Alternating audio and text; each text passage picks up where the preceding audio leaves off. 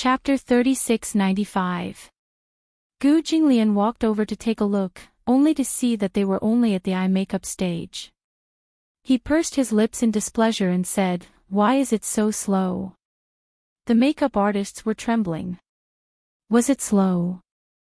Wasn't it all for the sake of looking good? Furthermore, it takes this long for a woman to put on makeup. Gu Jinglian asked suspiciously, "Does it take that long?" "Of course." Chu Ho was a little impatient.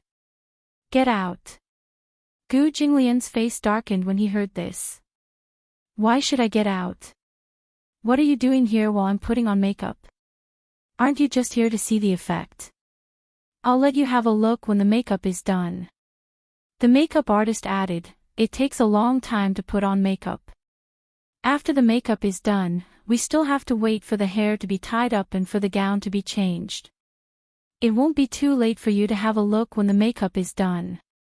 With such a big devil in the room, they didn't even have the courage to fight. Gu Jinglian was chased out of the room. Xiao Bao, who had been peeking at the door, bumped into Gu Jinglian. The father and son looked at each other. Xiao Bao laughed gloatingly. "Ha ha ha. Dad, you've been chased out too." Gu Jinglian said proudly, "What do you mean by chased out?" Although, it was similar to being chased out. However, it was too embarrassing to be ridiculed by Xiao Bao. Thud.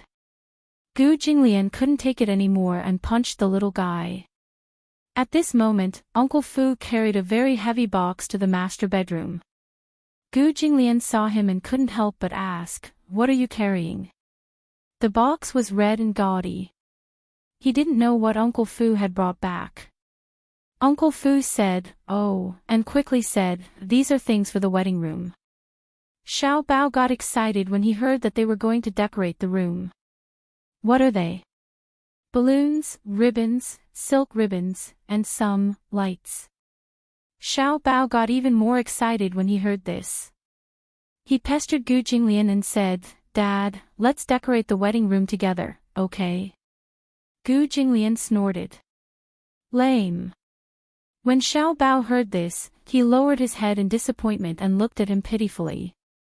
Seeing that Gu Jinglian was being arrogant again, Butler Fu immediately pretended to have a sore back and said bitterly, "Old master, my back is hurting again. Help me carry these things to the master bedroom." Seeing this, Little Treasure volunteered, "Let me carry you, let me carry you." "No, Dad's," Gu Jinglian's father. Gu Jinglian glanced at him, walked over, and carried the box in his arms. Butler Fu relaxed a lot and said to Gu Jinglian, "One person isn't enough. Old master, you can be my assistant." "All right." He had wanted to wait at the door and wait for Chu Ho to finish his makeup so that he could see how beautiful his bride was. However, looking at the situation, he was afraid that the makeup wouldn't be done in such a short time. Thus, Gu Jinglian carried the box and went to the master bedroom with Uncle Fu and Xiao Bao to decorate. The stylists finally heaved a sigh of relief when the footsteps outside the door left. Chu Ho yawned. Her lips twitched when she heard their sighs of relief. "What's the matter? Why are you sighing?" The stylists looked at each other cautiously and immediately crowded around her. "Bride, do you know that many stylists in the capital don't dare to take on this business? Why wouldn't they dare to take on it?" Chapter 3696. Because the man you're marrying is Gu. Young Master Gu. They did not even dare to call him by his name. Chu Ho's eyebrows twitched. What's wrong with Gu Jinglian? Seeing that this bride did not seem to have any awareness at all, they could not help but gasp. "Bride, do you know how scary your man's reputation is in Beijing? There's a saying in the business world that one would rather offend the Mu family than the Gu family. After all, the Gu family is from the underworld." Chu Ho felt that they had demonized Gu Jinglian too much. Actually, Gu Jinglian is not as scary as you make him out to be. The Gu family is also not as scary as you think. At least after interacting with them, Chu-ho felt that other than Gu Jinglian, everyone in the Gu family was quite easy to get along with. Perhaps there was no difference between the underworld and the underworld. She felt that the Gu family was like the chivalrous warriors of the underworld in ancient times. They had a heroic style, straightforward and single-minded. In fact, they were quite simple people. That was Gu Jinglian, he's just a little eccentric. Actually, he's not as scary as you think. The few of them looked at each other, still on tenterhooks. I've always felt that marrying a man like young Master Gu requires a lot of courage. Chu-ho looked at herself in the mirror and did not say much. Although the makeup process was very boring, she did not like to talk too much about her personal matters with outsiders. She knew very well what kind of person Gu Jinglian was. She also knew very well what kind of man she was marrying. Since she had decided to get married, she had already mentally prepared herself for what would happen after the wedding. However, she could not see through Gu Jinglian. If the decision to get the marriage certificate was purely for Xiao Bao, then why was Gu Jinglian holding the wedding now? Originally, Chu-ho had said that the wedding would be simple. There was no need for a big show or a grand wedding. They just needed to go through the procedures. However, Gu Jinglian said, "How can my wedding be casual?" It had to be said that Gu Jinglian was quite particular. Either they didn't have a wedding, or they had to have a grand wedding. Anyway, the Gu family was not short of money or manpower. No matter what, they could not lose to the Mu family in this wedding. At the very least, they had to be on par with the Mu family. He was a typical male chauvinist. Even if he treated others unfairly, he would never treat his woman unfairly. Mu Yaja had held such a grand wedding for his wife. How could his woman be wronged? Even though Chu-ho felt that there was nothing wrong with a simple wedding, Gu Jinglian felt that it was a once-in-a-lifetime wedding, so it couldn't be done so carelessly. Uncle Fu also came over to persuade her, saying that this was the only wedding in a woman's life. No matter what, it had to be done properly. Chu-ho was afraid of trouble, so Uncle Fu immediately patted his chest and promised that she would not have to worry about the wedding. There are so many people in the Gu clan, do you still need to worry about them? When the time comes, you just have to sit there, put on your makeup, put on your gown, and follow the procedure. Chu-ho only agreed after hearing this. Once she agreed, Uncle Fu started to get busy. First, he started to think about whether the wedding would be Chinese or Western. Chapter 3697. It was up to Chu-ho whether she should wear a wedding gown or a dragon and phoenix gown. However, Chu-ho said that it did not matter.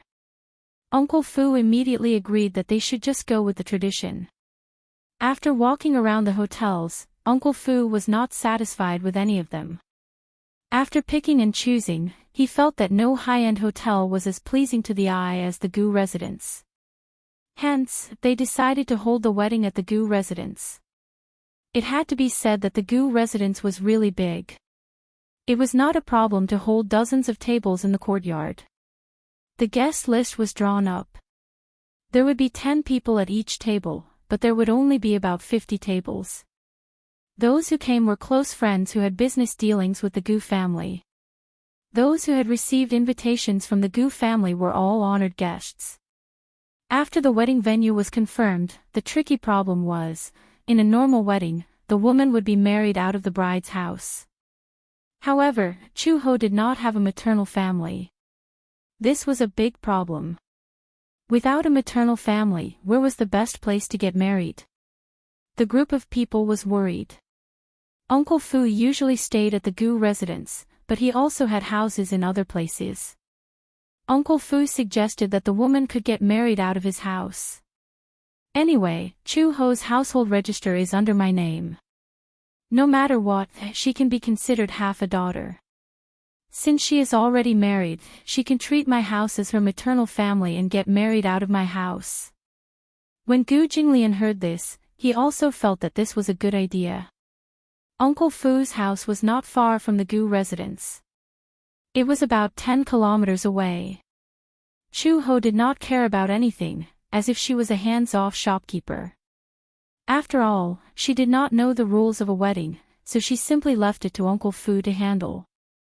In the master bedroom, Xiao Bao was holding a balloon and blowing it. The balloon was expanding bit by bit. However, he did not dare to blow it up too much, for fear that it would explode if the balloon was too full.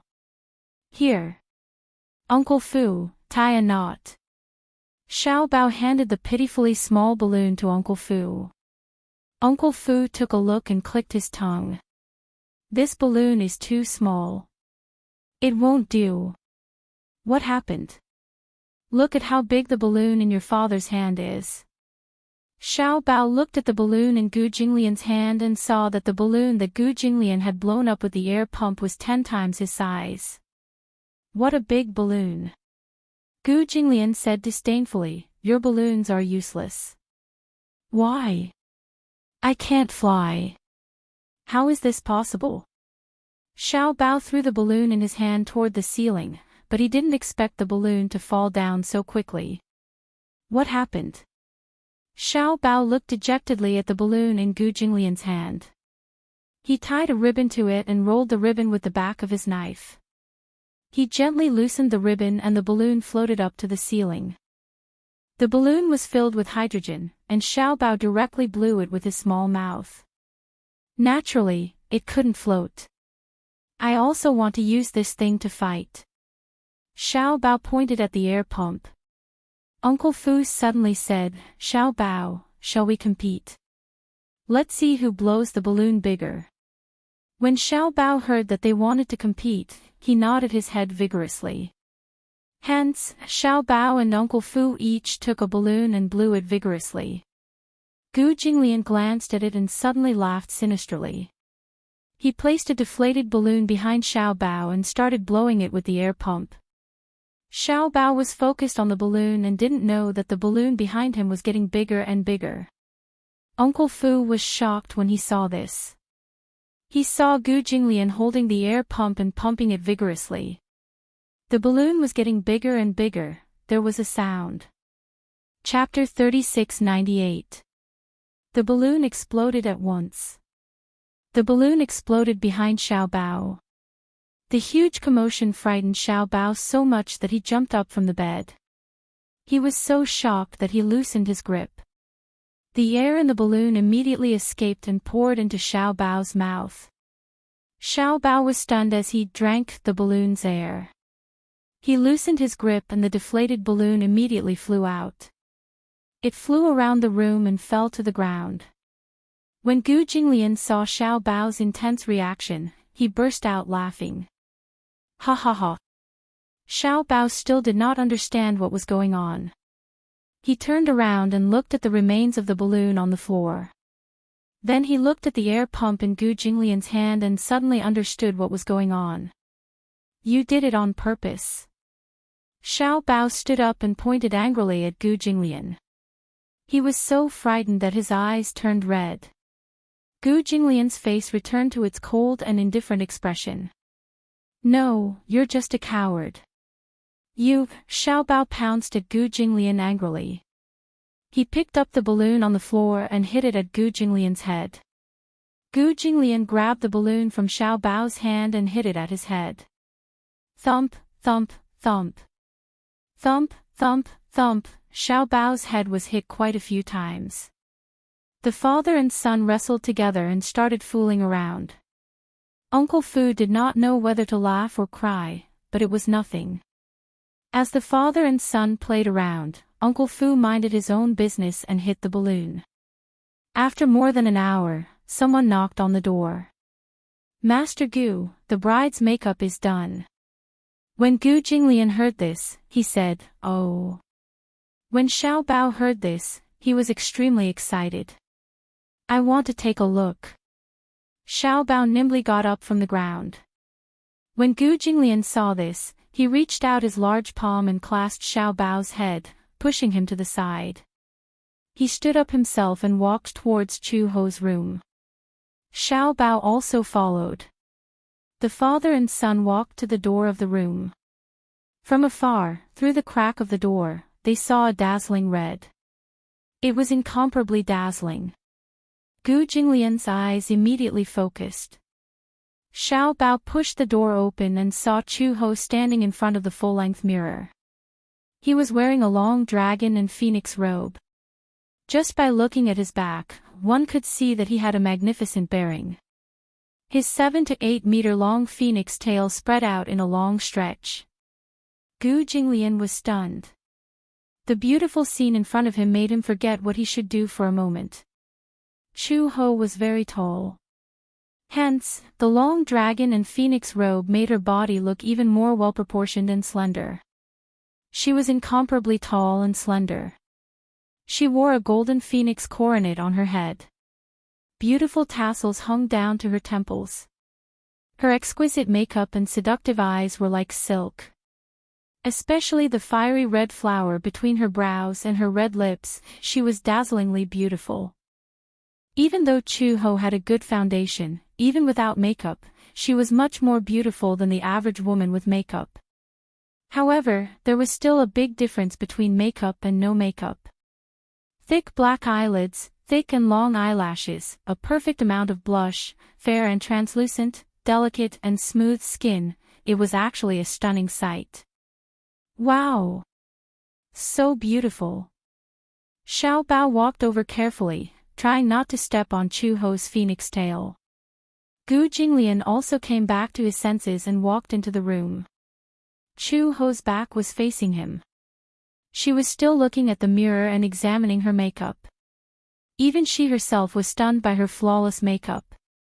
It was too beautiful, this was not makeup, it was simply a disguise. Chapter 3699. So beautiful. So beautiful. Xiao Bao jumped around Chu Ho. She was breathtaking. Gu Jinglian stopped behind Chu Ho. He calmed himself down and suppressed his emotions. Pretending to be calm, he said, "Turn around and let me have a look." When Chu Ho heard this, she did not expect Gu Jinglian to be there too. She turned around in surprise. However, when she turned around just now, the sunlight in the room was overshadowed in an instant. The whole room seemed to be enveloped by the light emitted from her body. Chu Ho's fair and flawless face was filled with shades of black, red, pink, and white. The black was naturally due to her thick black eyeliner and her curly eyelashes. The pink was due to her pink cheeks. The blush was just right. It was neither too bright nor too plain. Her high nose bridge and bright red lips made her look as graceful as jade. Her bearing was extraordinary. She had a noble and compelling aura that could not be looked directly at. Gu Jinglian's Adam's apple bobbed slightly as he stared fixedly at her. Even his heart stopped beating, afraid that he would disturb her beauty. Chu Ho saw that he was staring at her motionlessly and felt a little uneasy instead. "What's the matter? Do I look good?" She was not confident in her own taste in beauty. When she looked at herself in the mirror earlier, she felt that this outfit was quite beautiful. She did not know how Gu Jinglian would look at it. Hence, she asked this question to test his opinion. After her test, Gu Jinglian finally came back to his senses. He was a little startled as he grunted, however, in Chu He's eyes, his hesitation due to his stunning beauty seemed to be hesitation and reluctance to force an answer. "If you don't think I look good, just say so." She was obviously not satisfied with his reaction. At least, she did not see amazement in his eyes. Gu Jinglian said awkwardly, "Didn't I say that I look good? Look at how reluctant you are to answer. No one forced you." Gu Jinglian frowned. Before he could say anything, Xiao Bao jumped up and down beside Chu Ho and said with a smile, "Mommy is the prettiest. If Daddy doesn't think she's pretty, then it's Daddy's fault. Anyway, Xiao Bao thinks she's pretty. Why don't Mommy marry Xiao Bao?" Gu Jinglian's face immediately turned green. What nonsense was this little fellow spouting? Although this child's words carried no harm, but at such a young age, he actually had ideas about his woman. Xiao Bao obviously did not notice Gu Jinglian's darkening expression behind him. Chu Ho could not help but laugh. Even if she marries you, she'll have to wait until our Xiao Bao grows up. Xiao Bao tilted his head. When will Xiao Bao grow up? When Xiao Bao grows up, I'll be old too. Mommy will never grow old. Even if Mommy grows old, Xiao Bao won't despise you. Gu Jinglian's eyebrows twitched. This son of his was really good at sweet-talking. Chu Ho said lightly, someone is not as good as his own son when it comes to sweet-talking. Gu Jinglian snorted disdainfully. The stylist beside him said uneasily, President Gu, are you satisfied with this one? Do you want to try something else? Without waiting for Gu Jinglian to speak, Chu Ho complained, isn't this headdress too heavy? It's making my neck sore. Chapter 3700. However, the headwear on Chu Ho's head was made of genuine gold. Hence, it had a certain weight to it. It was no wonder that his neck was sore from the weight. Gu Jinglian said, I'll take this. It looks pretty good. You don't have to try anything else. Chu Ho was a little unhappy. Can you change the headwear? This is too heavy. This dragon and phoenix gown should be paired with this kind of headwear. Only then will it have the most aura. Anything else will be a little cliché, the stylist added. Chu Ho sighed and gave in. Alright, I'll take this one. Chu Ho turned back to the dressing mirror and said to them, since we've decided on this gown, let's change out of it. It's uncomfortable to wear it. Of course, the nicer the gown, the better.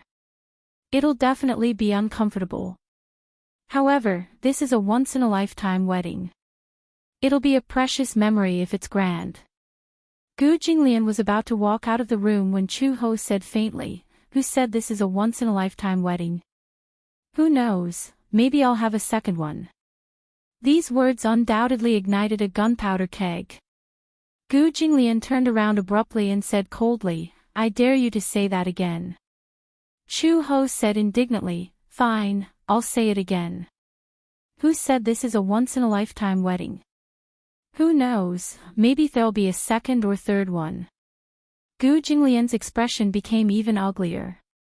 This woman was clearly provoking him. When the stylist saw this, she immediately tried to smooth things over. Yes, of course there'll be a second or third one. Before she could finish speaking, Gu Jinglian heard this and became even more displeased. The few of them who didn't know how to read a person's mood actually agreed. The stylist saw that Gu Jinglian's expression had suddenly turned ugly. She quickly explained, in the future, when it's your 40th or 50th wedding anniversary, you can also hold a ceremony. For example, a silver wedding, a golden wedding, and even a diamond wedding. Gu Jinglian frowned. There's such a thing. Chu Ho snorted coldly. There's a lot of things to say. It's said that there are proposals before marriage, but I've never seen anyone take the initiative to propose. Ah, Master Gu didn't propose to you? The stylist asked cautiously. Chu Ho nodded. No. Gu Jinglian walked up to her and sized her up. He raised his eyebrows and asked, do you want to propose to me? Chu Ho crossed his arms in front of his chest, but did not express his opinion. Gu Jinglian was in the same position as her. He crossed his arms and looked at her. How do you want me to propose? It's too late to propose now. As Chu Ho spoke, he turned to look at the dressing mirror and removed the gold ornaments on his head. The stylist immediately said, it's not too late to propose now. As long as it's before the wedding, the proposal will count. Generally speaking, when proposing, the man should kneel down on one knee and prepare some romantic surprises. Gu Jinglian's expression was slightly gloomy. Kneel. Gu Jinglian narrowed his eyes. You need to kneel to propose. Proposing, as the name suggests, is to ask the woman to marry you, Chu Ho said again. This is what you call a proposal. Kneeling down on one knee is to show your sincerity. Gu Jinglian smiled. Dream on. Seeing this, Xiao Bao suddenly said, I've seen how they propose on TV. He found a jewelry box from somewhere and held it in his hands. He knelt down on one knee sincerely and said sincerely to Chu Ho, beautiful lady, I swear to God that I will love and protect you for the rest of my life. May I ask if you will marry me? Bang! Chapter 3701. Xiao Bao's head was about to explode. Gu Jinglian grabbed him by the ear and gritted his teeth. Do you want to die? Xiao Bao hugged his head and mumbled with reddened eyes, Daddy is bullying me, yes, I'm beating you up. Gu Jinglian pulled him by the ear and dragged him out of the door. Let's go. Xiao Bao whimpered as he was dragged out by Gu Jinglian. They bickered as they walked out. Daddy, you're too violent. I wonder if you'll bully Mommy in the future if I hand her over to you. Shut up. As a man, you have to be gentle with women and children. Don't you understand this? Bam! It was another knock on the head. Ugh, talk more nonsense and I'll twist your head off. Bam! The door slammed shut. Chu Ho stared blankly at the sound of the father and son leaving. After a while, he came back to his senses and burst out laughing. What a pair of clowns! Gu Jinglian carried Xiao Bao into the bedroom. At the same time, Uncle Fu had already pulled up the curtains. The bed was a large, antique bed with carved flowers. With the red curtains as embellishments, it looked as if they had returned to the ancient times. There were also a lot of balloons that floated to the ceiling. At a glance, the originally old-fashioned room looked a little more romantic. Gu Jinglian threw Xiao Bao onto the bed like a ball and handed him a bunch of balloons and an air pump. He instructed, fill the balloons with air. Xiao Bao asked righteously, how do I get paid? 1 yuan per balloon. That's too cheap. Xiao Bao threw the air pump away. I'm not doing it. Suddenly, there was the sound of footsteps outside the door. The door was pushed open and Lin Shi walked in with her school bag. I'm back from school. Before he could finish his sentence, Gu Linshi's eyes widened in surprise when he saw the decorations in the room. Oh my God, it's so beautiful. Uncle Fu walked over and took Lin Shi's bag. Lin Shi, you're home. Do you have homework today? I finished it in school. Lin Shi saw a balloon on the bed and walked over. He picked it up and looked at it. He then looked at the balloon on the ceiling and asked, do you need help? Uncle Fu nodded. Yes, we're lacking manpower right now. All right, I'll do it. Lin Shi obediently sat down on the edge of the bed, picked up the air pump, and studied it for a while. Soon, he understood. After a while, he shot 3 or 4 balloons, tied them to a ribbon, and floated to the ceiling. Gu Jinglian snorted and scolded Xiao Bao, look at how obedient your brother is. Xiao Bao pointed at him and complained, Daddy uses child labor. Bang! A knock was heard. Xiao Bao said tearfully, Daddy is abusing children, bang. A knock was heard. Gu Jinglian said coldly, you dare to say that again. Xiao Bao looked at his tightly clenched fist and retreated in fear. Gu Jinglian had just put down his fist when Xiao Bao said indignantly, Daddy is a super bad guy. Gu Jinglian slowly turned around. Wah, the room was shaking. Even though they were a room apart, Chu Ho could hear the commotion in the master bedroom. He only heard Xiao Bao's cries. Then, there was dead silence.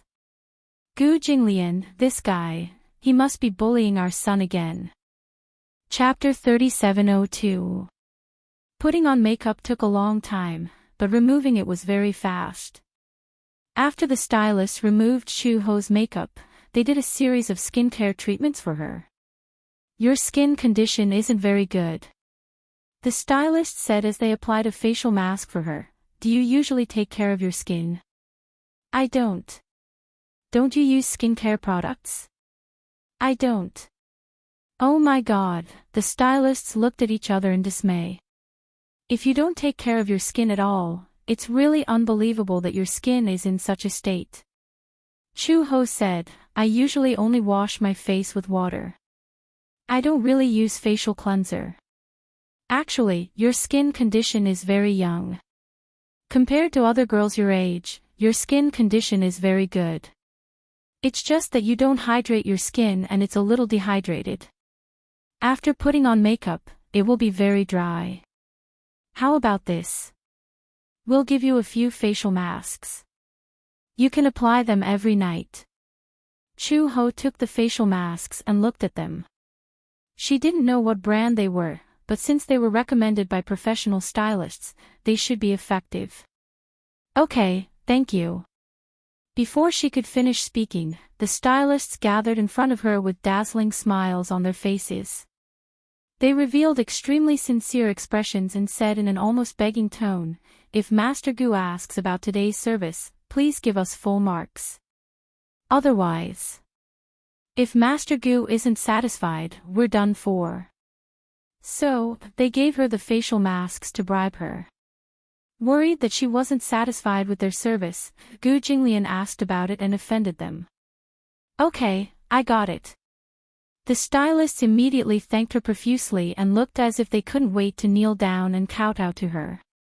After they packed up their cosmetics and left, they looked like they were about to shed tears of gratitude. Chu-ho was a little confused. Was Gu Jinglian that scary? Looking at them, they looked like they were about to cry. Chu-ho put the skincare products they gave her into the drawer and walked to the master bedroom. When she opened the door, she saw Lin Shi and Xiao Bao playing around with balloons on the bed. Uncle Fu was putting up flowers for the window. She glanced around and saw Gu Jinglian sitting on the sofa, cutting paper. Looking at the room again, it was already more than half decorated. The red curtains were draped over the bed, and the bright and clean windows were pasted with the word "sheath" on the window. These window flowers were probably the work of Gu Jinglian. Chu-ho looked surprised. You know how to cut paper? When Gu Jinglian heard the voice, he raised his head and saw that it was Chu-ho. He subconsciously threw paper cut to the side and said softly, I don't know how to. When Xiao Bao saw this, he immediately got up from the bed and shouted, Daddy, cut it. He refuses to admit it because he feels ashamed.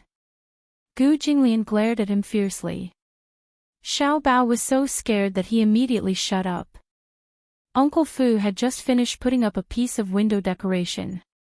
When he saw Chu-ho, he immediately smiled and said, Actually, Master is the most enthusiastic about decorating the bridal chamber.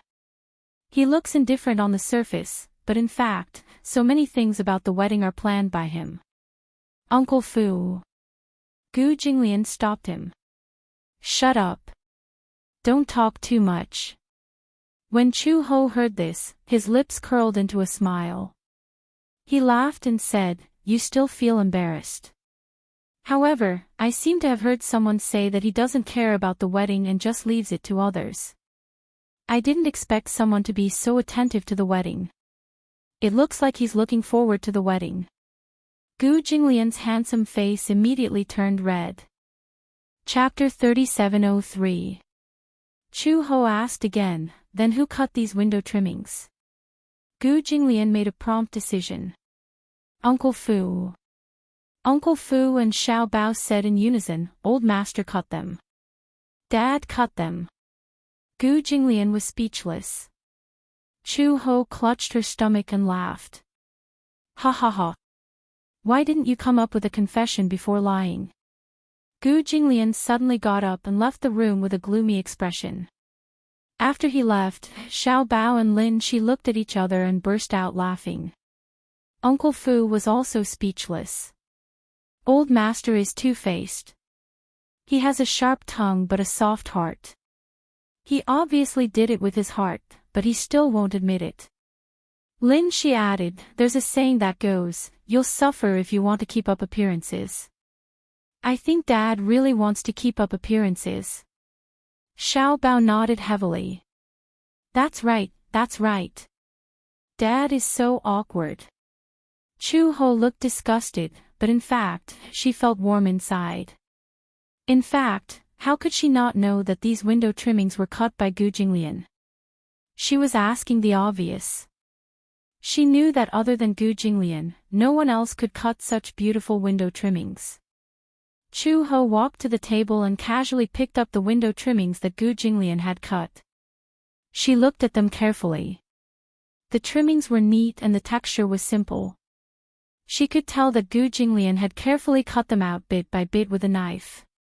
Chu Ho couldn't help but smile. Her fingertips gently caressed the half-trimmed window trimmings. At night, Gu Jinglian sat in the study. As usual, he took a shower and read a book before going to bed. Chu Ho walked to the study after her shower. She saw Gu Jinglian sitting at the study table. She smiled and walked over. Gu Jinglian heard the footsteps, but he did not look up. He continued to hold the book and read it carefully. However, on the surface, he could not read a single word. He did not turn a page for a long time. Chu Ho stood behind him. She followed his gaze and looked at his book. Even after she had finished reading, he still did not turn the page. You're such a meticulous reader. He paused for a moment before continuing. Did you read it word by word? Gu Jinglian finally looked up and glanced at her, but his eyes were extremely deep. Chu Ho snatched the book from his hand and turned a page. She was about to walk to the sofa and sit down to read it seriously when Gu Jinglian suddenly reached out his arm and wrapped it around her waist, pulling her into his arms. Chu Ho was caught off guard and fell into his arms. She looked up and met Gu Jinglian's deep eyes. Gu Jinglian lowered his head and stared at her face. His gaze sized her up inch by inch. His slender fingers gently caressed her cheek. Her skin was exquisite and flawless. It felt unexpectedly good to the touch. Gu Jinglian suddenly lowered his head and kissed her gently on the lips. For some reason, he wanted to kiss her. However, unlike other men, he did not kiss her impatiently. At first, he only kissed her lips lightly. He kissed her bit by bit but was not in a hurry to go deeper. Chu Ho instinctively pushed his shoulders away. His kiss was too sudden. She was not even mentally prepared for it. However, no matter how much strength she used, Gu Jinglian did not budge. No matter how hard she pushed, he did not move at all. He was like a boulder. What are you doing? Her face was slightly red and her eyes were angry. Chapter 3704. I'm kissing you. After Gu Jinglian finished speaking, his thin lips pressed down on hers again. This time, the kiss was much gentler. He gently covered her lips with his, sucking on her lips and rubbing them gently. It was so gentle that Chu Ho gradually got used to this kiss and did not resist anymore. She looked up and saw Gu Jinglian's deep eyes. On the window, there was the bright red word, she. She seemed to be able to imagine what it would be like on the day of their wedding. However, she could not imagine what it would be like on the day of their wedding. What kind of clothes would he be wearing, walking in front of her and holding her hand? On that day, would he still be as serious as usual with a meticulous smile on his face? Or would he say one thing and hold her hand disapprovingly, as indifferent as he had always been? She could not imagine it. She had not even thought that she would have such a day. To be able to become husband and wife with such a man. When she first heard the name Gu Jinglian, besides feeling unfamiliar, there was also an inexplicable hostility. This name resounded like thunder in the ears of the Interpol. As a spy by his side, she had more contact with this man and gained a deeper understanding of him. He was ruthless, cruel, and unscrupulous. He could always casually force his opponents into a desperate situation and leave calmly. At that time, she would never have thought that she would become his wife a few years later. She still remembered that this man had made it clear that he would not marry and have children like other men. She did not expect that they would have such a cute and obedient son, Xiao Bao. She also did not expect that she would hold a wedding with him. Gu Jinglian, Chu Ho suddenly spoke. Yes. Do you really want to marry me? Gu Jinglian raised his eyebrows. Why are you suddenly asking this question? Didn't you say before that you would never get married in this lifetime? Chu Ho continued, don't tell me that our wedding is just a game to you. Or is it just compensation for Xiao Bao? Gu Jinglian's eyes flickered. He looked away but did not answer immediately. Chu Ho held his face and forced him to turn his head to look at him. He asked again, marriage means that you will be together for the rest of your life. Are you willing to spend a lifetime with me? Gu Jinglian pursed his thin lips, unable to speak. Chu Ho was a little annoyed. Are you sincere in wanting to be with me? Of course. Then, Chu Ho finally asked the question in his heart, do you like me? She didn't dare to talk about love. She also didn't dare to imagine that a proud and arrogant man like Gu Jinglian would tie his life to a woman. However, even if it was just a little bit, this love was much deeper and heavier than the love of other men. Gu Jinglian stared at her for a while and suddenly asked, do you like me? He asked with an awkward expression. When Chu Ho heard this, he smiled and said, I like it. She decided not to hide it anymore. Perhaps the initial decision to settle down in the Gu family was purely to give Xiao Bao a home. Chapter 3705. However, after getting used to life in the Gu residence, Chu Ho realized that she had some special feelings for the Gu family. These feelings were too subtle. If one was not serious, it would not be easy to notice. The feeling of home. The warmth of home. This feeling was unprecedented. Even though she still did not accept Gu Jinglian wholeheartedly and only regarded him as Xiao Bao's father, a family member, but not a husband. However, during that trip to North Africa, she ignored all dangers and sneaked into North Africa to find Gu Jinglian. She shuttled between gunfire. At the border of life and death, hell on earth. Only then did she realize that she had to reevaluate her feelings for Gu Jinglian. Did she love him? Did she like him? If she did not love or like him, then why did she risk her life just to find him? Was it purely for Xiao Bao? Did she not want Xiao Bao to lose his biological father? Could she not bear to see Xiao Bao suffer the pain and injury of being separated from his flesh and blood? But more than once at night, she asked herself if she would still go to North Africa and look for Xiao Bao if it were not for him. The answer was, yes. Even if she faced death, she would find him and bring him home. Although she had never liked a man and had never been in any relationship, she did not know what it felt like to like and love someone.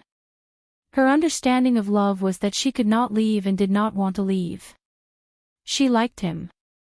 She must have liked him. Otherwise, why would she risk her life for such a man? Chu Ho recognized her feelings and her heart. Therefore, when Gu Jinglian asked her, she admitted that she liked him. She had always dared to love and hate. She did not adhere to the eternal rules of men who should take the initiative and women who should be reserved. She liked him. It was a fact that could not be changed. She just said that she loved him. There was nothing to hide. In this life, one should not make a choice that they would regret and say something that they would regret. If they said it and did it, then they would not regret it. I like you. Chu Ho smiled calmly. Gu Jinglian, listen carefully. I, Chu Ho, like you. Even though he had hurt her, he had also given her joy. Love, no hate. When Gu Jinglian heard this answer, he was slightly startled, but he smiled. He understood her character. She was open and honest, and did not hide her feelings at all. She was straightforward and natural. This was also one of the reasons he liked her. What about you? You haven't answered me yet. Chu Ho raised his eyebrows. I don't want you to marry me. The ceremony is just for Xiao Bao's feelings. If you like me, you like me. If you don't like me, you don't like me. You're not even afraid of death. Don't you have the courage to answer this question? Gu Jinglian asked, is the answer really that important? Of course. When Gu Jinglian heard this, he laughed. He was the same as Chu Ho. When he was young, the cold environment he grew up in had created a cold personality. He was also very indifferent to relationships. He had developed a character that would not give up until he achieved his goal. He had had many women, but Chu Ho was the most special one. Chapter 3706. It was not that he did not have women who were prettier and prettier than her. There were all kinds of women around him, but Chu Ho was special. It was not just because of her identity as Xiao Bao's biological mother. She seemed to be the only woman who was willing to risk her life for him. Was he touched? He was afraid not. He was a proud man like Gu Jinglian. How could he be touched by such a ridiculous feeling and tie himself up for the rest of his life? For Xiao Bao. Similarly, he would never bet his life on a man for the sake of a child. It was only now that he understood that there was no need for a reason to like someone. Cute. Gentle. Flirtatious. She did not have any of these qualities that a woman should have. However, it still proved that there was no need for a reason to like someone. He was willing to be with her. For the rest of his life. She might have many flaws, but it did not stop him from liking her. Gu Jinglian lowered his head and gently kissed her lips. Their lips pressed together as he murmured, if this feeling of wanting to be with you is like, then. He did not continue speaking and deepened the kiss. The answer that followed was self-evident, though. A man like him did not like to show off. Usually, such a proud man would keep everything in his heart. Chu Ho could understand, though. In his kiss, she seemed to have heard his answer. Like. If you like, then be together for the rest of your life. A lifetime was short, but it was long. Only they knew in their hearts that this choice was not for Xiao Bao but for themselves. This was also one of the reasons why Gu Jinglian did not hate Yun Tianyu for the incident in North Africa. Given his vengeful personality, that incident in North Africa would probably become an unforgettable barrier between the Gu and Mu families. However, even though he had lost Werther, he recognized his own heart. Chu Ho originally did not want to take wedding photos, but Xiao Bao insisted on it.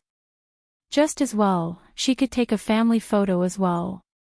Sometimes, when the kindergarten held activities, the homeroom teacher would ask for a family photo. Xiao Bao couldn't take it out, so he could only say that he couldn't find the family photo. It just so happened that he had such an opportunity this time. Since Xiao Bao had already said so, Chu Ho had no reason to refuse. After the wedding photo shoot, Uncle Fu suddenly took out a photo of her and gave it to the Gu family tattoo artist. There were 5 tattoo artists in the Gu residence. The tattoos and totems on the bodies of the several thousand disciples of the Gu family were all handled by the tattoo artists employed by the Gu residence.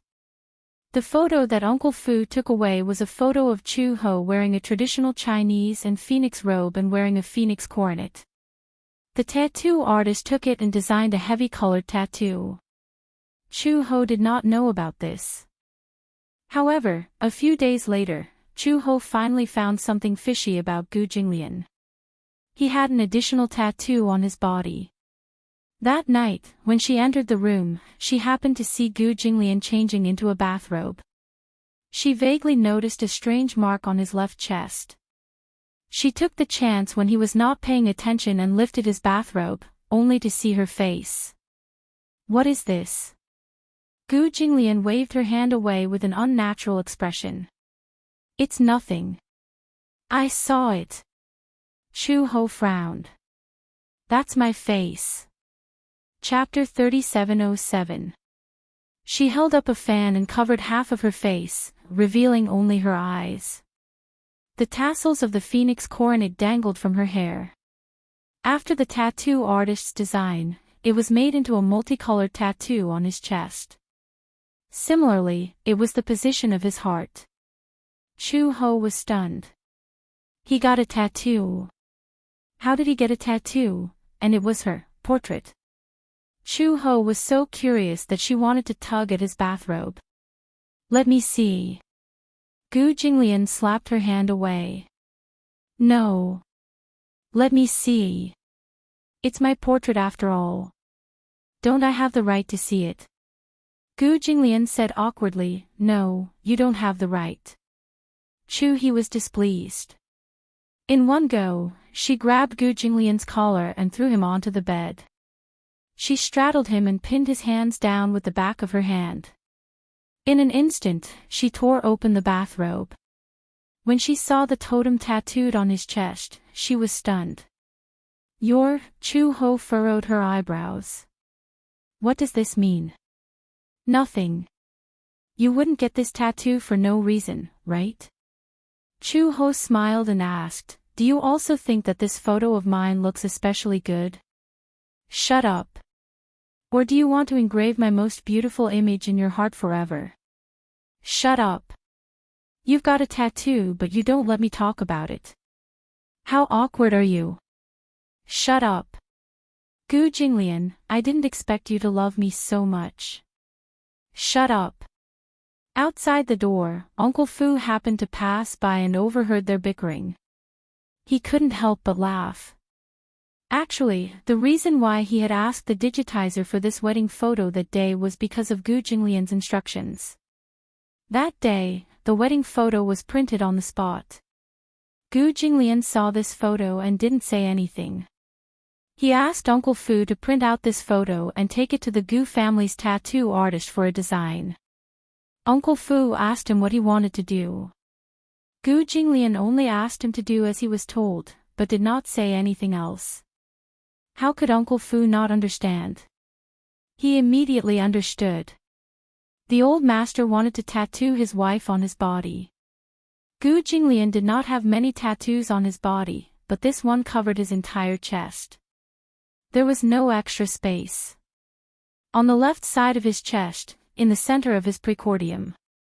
This was also the position of the heart, the most sacred position. He got a tattoo of her.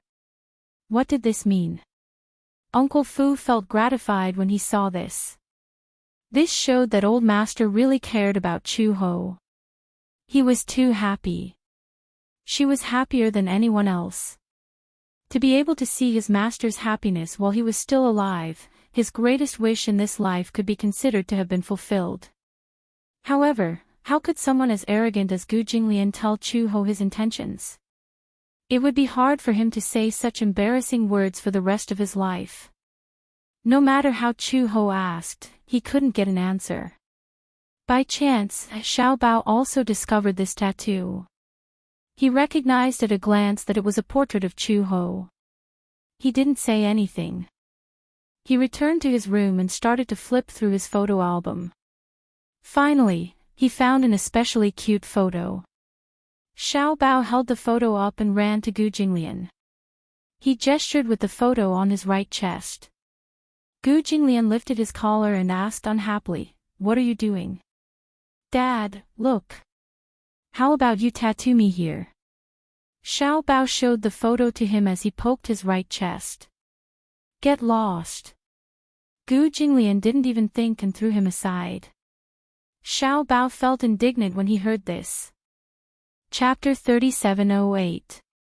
No reason. Xiao Bao said angrily, "You only tattooed mommy, not me." "Why?" Gu Jinglian snorted coldly. "Nothing. You're ugly." Whoosh.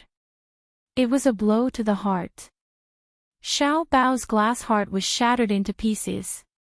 He held his heart and asked pitifully, "You said I'm ugly." Xiao Bao knelt on the floor, covering his mouth with his fist and acting like a resentful wife. "You said I'm ugly." Daddy is biased. Gu Jinglian was speechless. Was this guy an actor? Why was he so dramatic? He said coldly, Gu Qingze, you'd better know when to stop. Xiao Bao burst into tears. Daddy doesn't love me. Daddy doesn't love me. Daddy only tattooed mommy, not me. Daddy is so biased, so biased. Gu Jinglian wanted to kick him out of the door. He said, why are you acting like a resentful wife? His acting skills were top-notch. Everyone knew that he was pretending. He cried for a long time, but there were no tears. Xiao Bao asked anxiously, Daddy, tell me the truth, do you really think that your son is ugly? Gu Jinglian hummed in acknowledgement. Baby Chu covered his face and ran away with a wah sound. He ran all the way to Chu Ho's room and complained to her pitifully. Chu Ho was confused when she heard that. But when she saw Xiao Bao's funny look, she couldn't help but laugh. Daddy is jealous that you're cute. Humph. That must be it. Xiao Bao crossed his arms and nodded solemnly. Daddy must be jealous that I'm cute. That's why he said that. He's purposely making me angry. However, he said longingly, but Xiao Bao also wants Daddy to tattoo me. What's so good about it? It just feels, Xiao Bao thought about it seriously. It just feels special. Chu Ho teased him, then mommy will tattoo you on my heart, okay? Alright. Chu Ho wasn't just teasing him. So, he took the photo in Xiao Bao's hand and found a tattoo artist. He asked him to design a design. Uncle Fu found out about it and told Gu Jinglian about it. Gu Jinglian was furious. No tattoos allowed. That night, when Chu He had just entered the room, Gu Jinglian saw her sitting at the desk and said this out of the blue. Ha! For a moment, Chu Ho did not understand what he was trying to say. He was confused. What do you mean by not allowed? What's not allowed? I heard that you want to tattoo Xiao Bao's picture on your body. Chu Ho was suddenly enlightened. Oh, you're talking about that. She nodded. I do have that thought. You are not allowed to. Why? This man was too domineering. Only the officials were allowed to set fires, but not the common people. You already have a tattoo, so why can't I have one? Gu Jinglian frowned but did not say anything. But in reality, he didn't want Chu Ho to have anything that was not harmonious. What if he saw Xiao Bao's picture tattooed on her body when they were in bed? That would be a very scary feeling. He kept feeling as if a pair of eyes were staring at him. He was not interested anymore. Moreover, her skin was so fair and smooth. If he had a tattoo on her body, it would ruin her beauty. If I say no, then no. You're not allowed to get a tattoo. Chu Ho said, I promised Xiao Bao and the child, so I have to keep my word. Besides, you already have a tattoo, so it's not a big deal for me to get one. You can get one. Chapter 3709. Make the tattoo smaller. Tattoo it on your butt. Xiao Bao would be so angry that he would cry, wouldn't he? How could he do such a thing to his son? Chu Ho could totally imagine how pitiful Xiao Bao would be when he found out that his portrait was tattooed on his butt. Mom, I'm on your butt, and you're sitting on me every day. Sob, sob, sob, Xiao Bao feels so wronged, no way.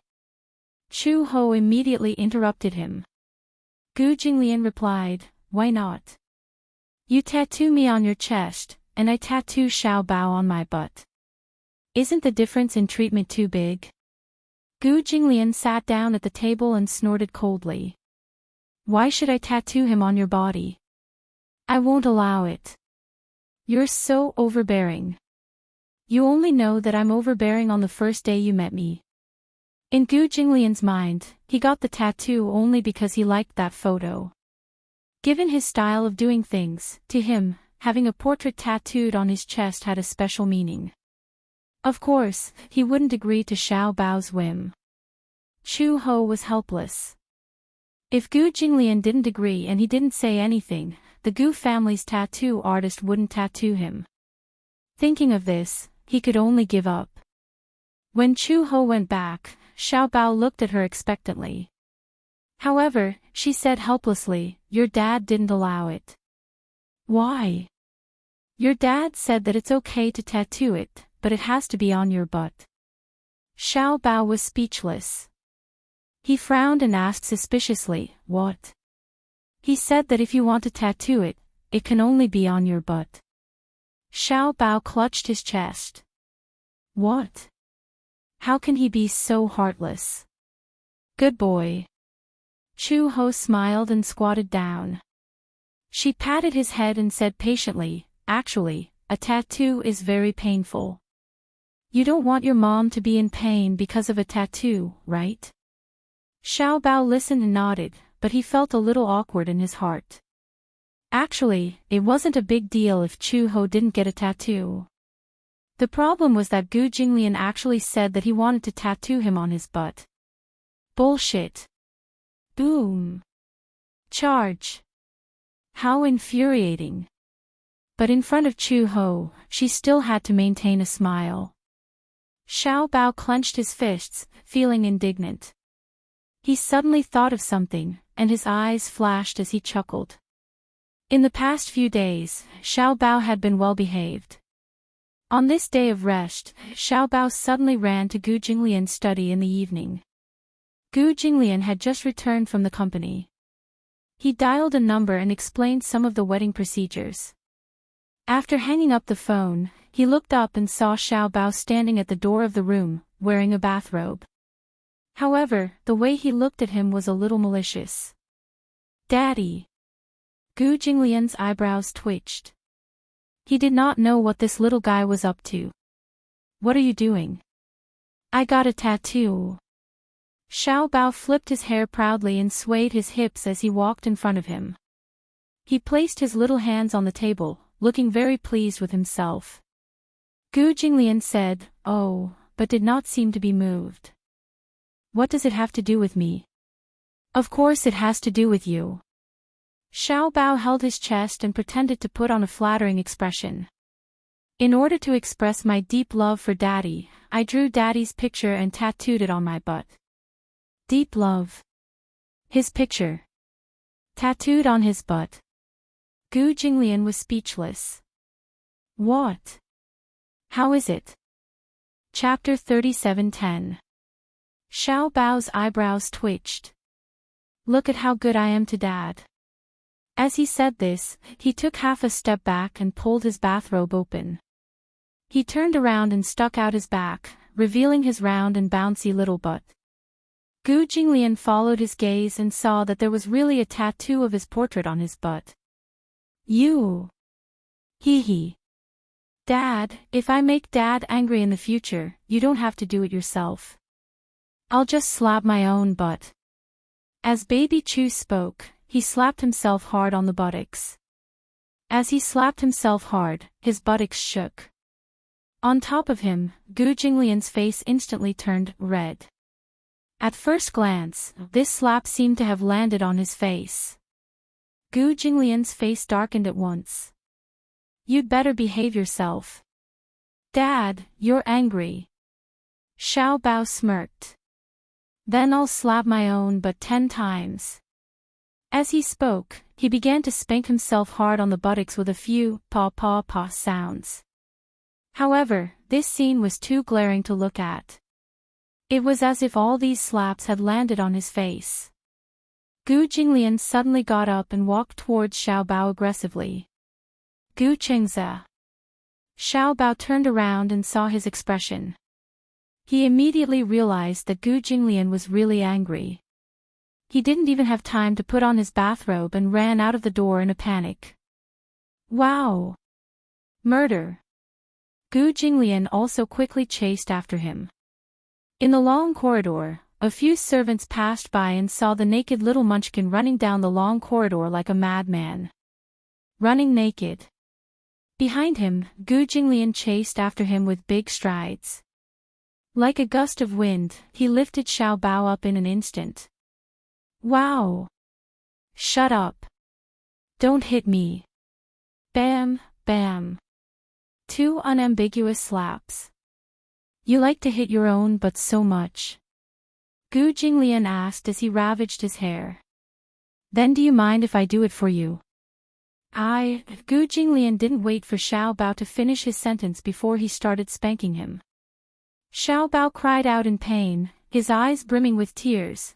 When Chuhi returned to the room, she saw Gu Jinglian sitting elegantly on the sofa with his legs crossed and a cold expression on his face. Baby Chu, on the other hand, was kneeling on the sofa. More than half of his buttocks were swollen, and more than half of the painting on his buttocks had been knocked off. When Xiao Bao took the photo and was about to get a tattoo, the tattoo artist who was holding the photo didn't dare to really inscribe it. After all, she was still a child, and her words carried no harm. If Old Master knew about this, he would definitely be in big trouble, right? Therefore, even though it was said to be tattooed, it was actually just a drawing that was imprinted on it. How would they dare to really tattoo it? Gu Jinglian could tell at a glance that this was only the first step of the tattoo process.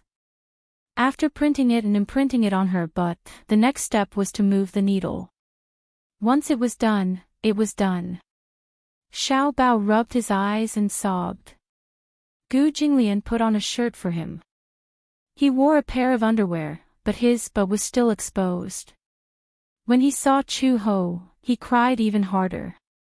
He reached out his little arms and asked for a hug. Chu Ho had just walked over when Gu Jinglian snorted coldly. No hugging.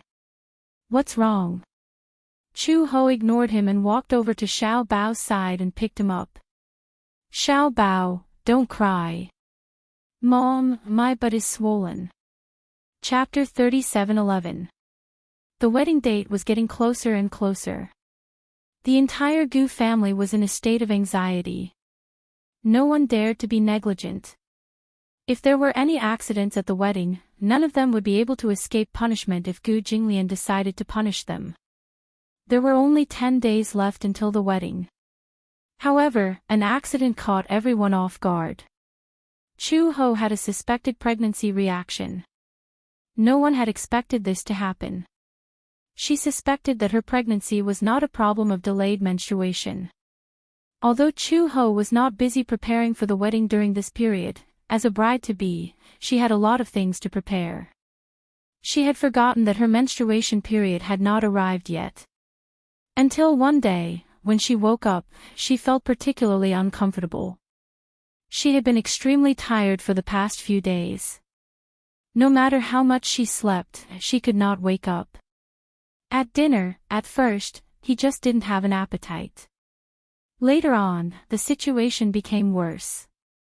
Greasy food, especially pork belly, braised pork, and chicken drumsticks, was only inedible at first. Once she ate it, she would feel very uncomfortable. However, gradually, the symptoms became more and more serious. She could not see it, she could not hear it, and she would vomit when she heard it. She did not realize that she was pregnant.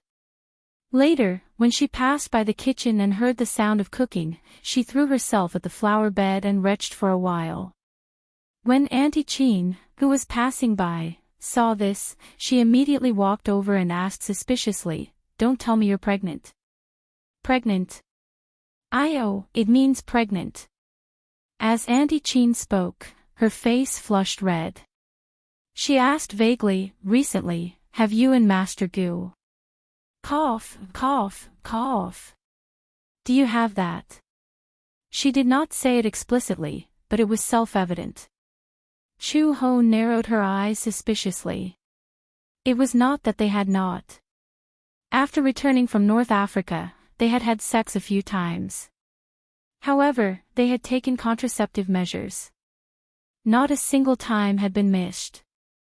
In fact, Chu Ho did not want to have children. She was not sure about Gu Jinglian's attitude. However, when it came to children, Gu Jinglian would not force it. He would let nature take its course. She had only done it twice in North Africa, and she had also taken the medicine. How could she have gotten pregnant? But now, all the symptoms seemed to be similar to pregnancy. So, Chu-ho went to the pharmacy to buy a pregnancy test kit. He planned to test it first.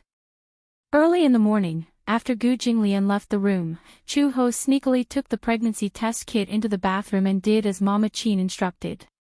When he came out of the bathroom, Chu-ho's brows were tightly knitted. This matter was a little too mysterious. How could this be? What if she got pregnant? When Chu-ho came down from his room, Mother Chin saw him and immediately went up to him. She asked curiously, "How was it? Do you have any?" Chu-ho looked at her with a complicated gaze and nodded gently. Great." Seeing this, Mother Chin's face glowed. "Does Master Gu know about this too?" "He doesn't know yet." "Then I'll hurry and tell him." "Don't." He left early in the morning.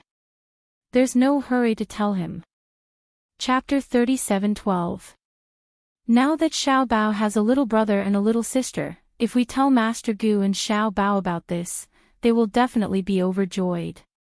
But, Chu-ho said with some hesitation, "I don't intend to have another child." "Why?" "I think that having Xiao Bao and Lin Shi is enough. If we have another child, Xiao Bao may not be happy."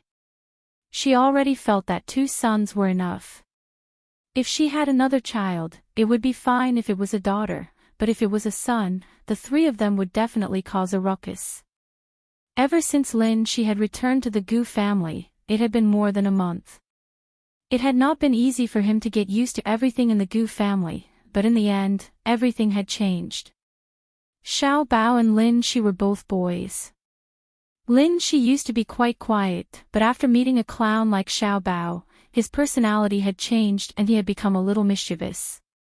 No, not a little mischievous, but very mischievous. If they had another son, the 3 boys would definitely overturn the Gu family. Mother Chin laughed when she heard this. How is that possible? No matter how mischievous the 3 children are, how could they possibly overturn such a big house? It's hard to say. Master Gu was very mischievous when he was young, but I didn't see him overturn the Gu family's house. You don't have to worry about this matter. First of all, it depends on whether you want to keep this child or not. Chu-ho smiled and said, "Of course I can't bear to get rid of my own child. Of course I want to keep it." Although she did not want to keep it, since she had it, it was fate. Then isn't it settled? Since you have decided to keep it, then be happy. When Chu-ho heard this, the knot in his heart also disappeared. Mother Chin told Uncle Fu about this matter. When Uncle Fu first heard this, he was still a little doubtful, until Mother Chin said that they had already tested it with a pregnancy test kit. In order to confirm it, Master Gu would bring Chu-ho to the hospital for an ultrasound. Then, they would be able to confirm it. When Uncle Fu heard this, he was so excited that he called Gu Jinglian to report this matter, despite Mother Chin's attempts to stop him. On the other end, Gu Jinglian was still in a meeting. As soon as he heard about this, he lost interest in the meeting and hurried back. Chu-ho was still in the room. She did not know why, but she was always tired and weak. When Gu Jinglian pushed the door open, she was taking an afternoon nap. When she heard the sound of the door opening, she immediately sat up in bed. When she saw that it was him, she subconsciously looked at the sky outside the window. It was still afternoon. "You. Why are you back so early?" Gu Jinglian walked to the bed with a serious expression and asked in a low voice, "Are you really pregnant?" So it was because of this matter. Apparently, Uncle Fu and Aunt Chin couldn't wait to tell him about this. Chu-ho said, "I'm not sure yet. I just tested it with a pregnancy test kit." Gu Jinglian immediately said, "Get up and get dressed. Go to the hospital now and do a checkup." "Do we go now?" Chu-ho's lips twitched. Is there a need to be in such a hurry? On the other hand, Gu Jinglian couldn't wait any longer. However, with his personality, he was naturally embarrassed to say it out loud. Hence, he deliberately acted as if he wasn't looking forward to it. The pregnancy test kit is not accurate. We have to go to the hospital for a checkup to get a definite result. Chu Ho also agreed. She rolled out of bed and prepared to get dressed. When she got out of bed, Gu Jinglian actually went up to her personally and supported her. Chu Ho was even more speechless. Chapter 37:13. I'm just pregnant, I'm not a paraplegic. I know. Gu Jinglian, yes. Let me ask you a very serious question. Speak.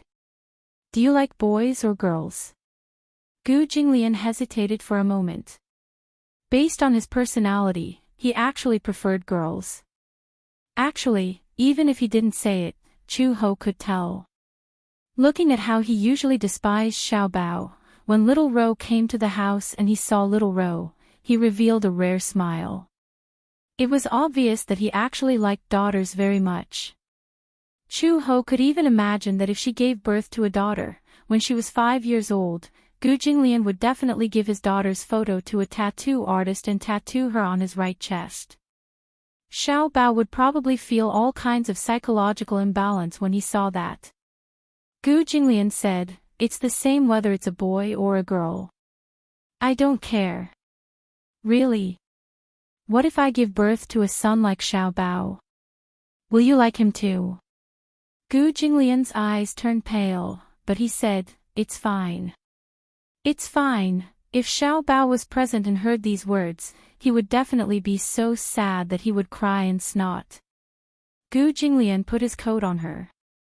For some reason, after finding out that she was pregnant, Gu Jinglian was especially gentle to her, so much so that Chu Ho couldn't get used to it. You don't have to be so careful. It's just pregnancy.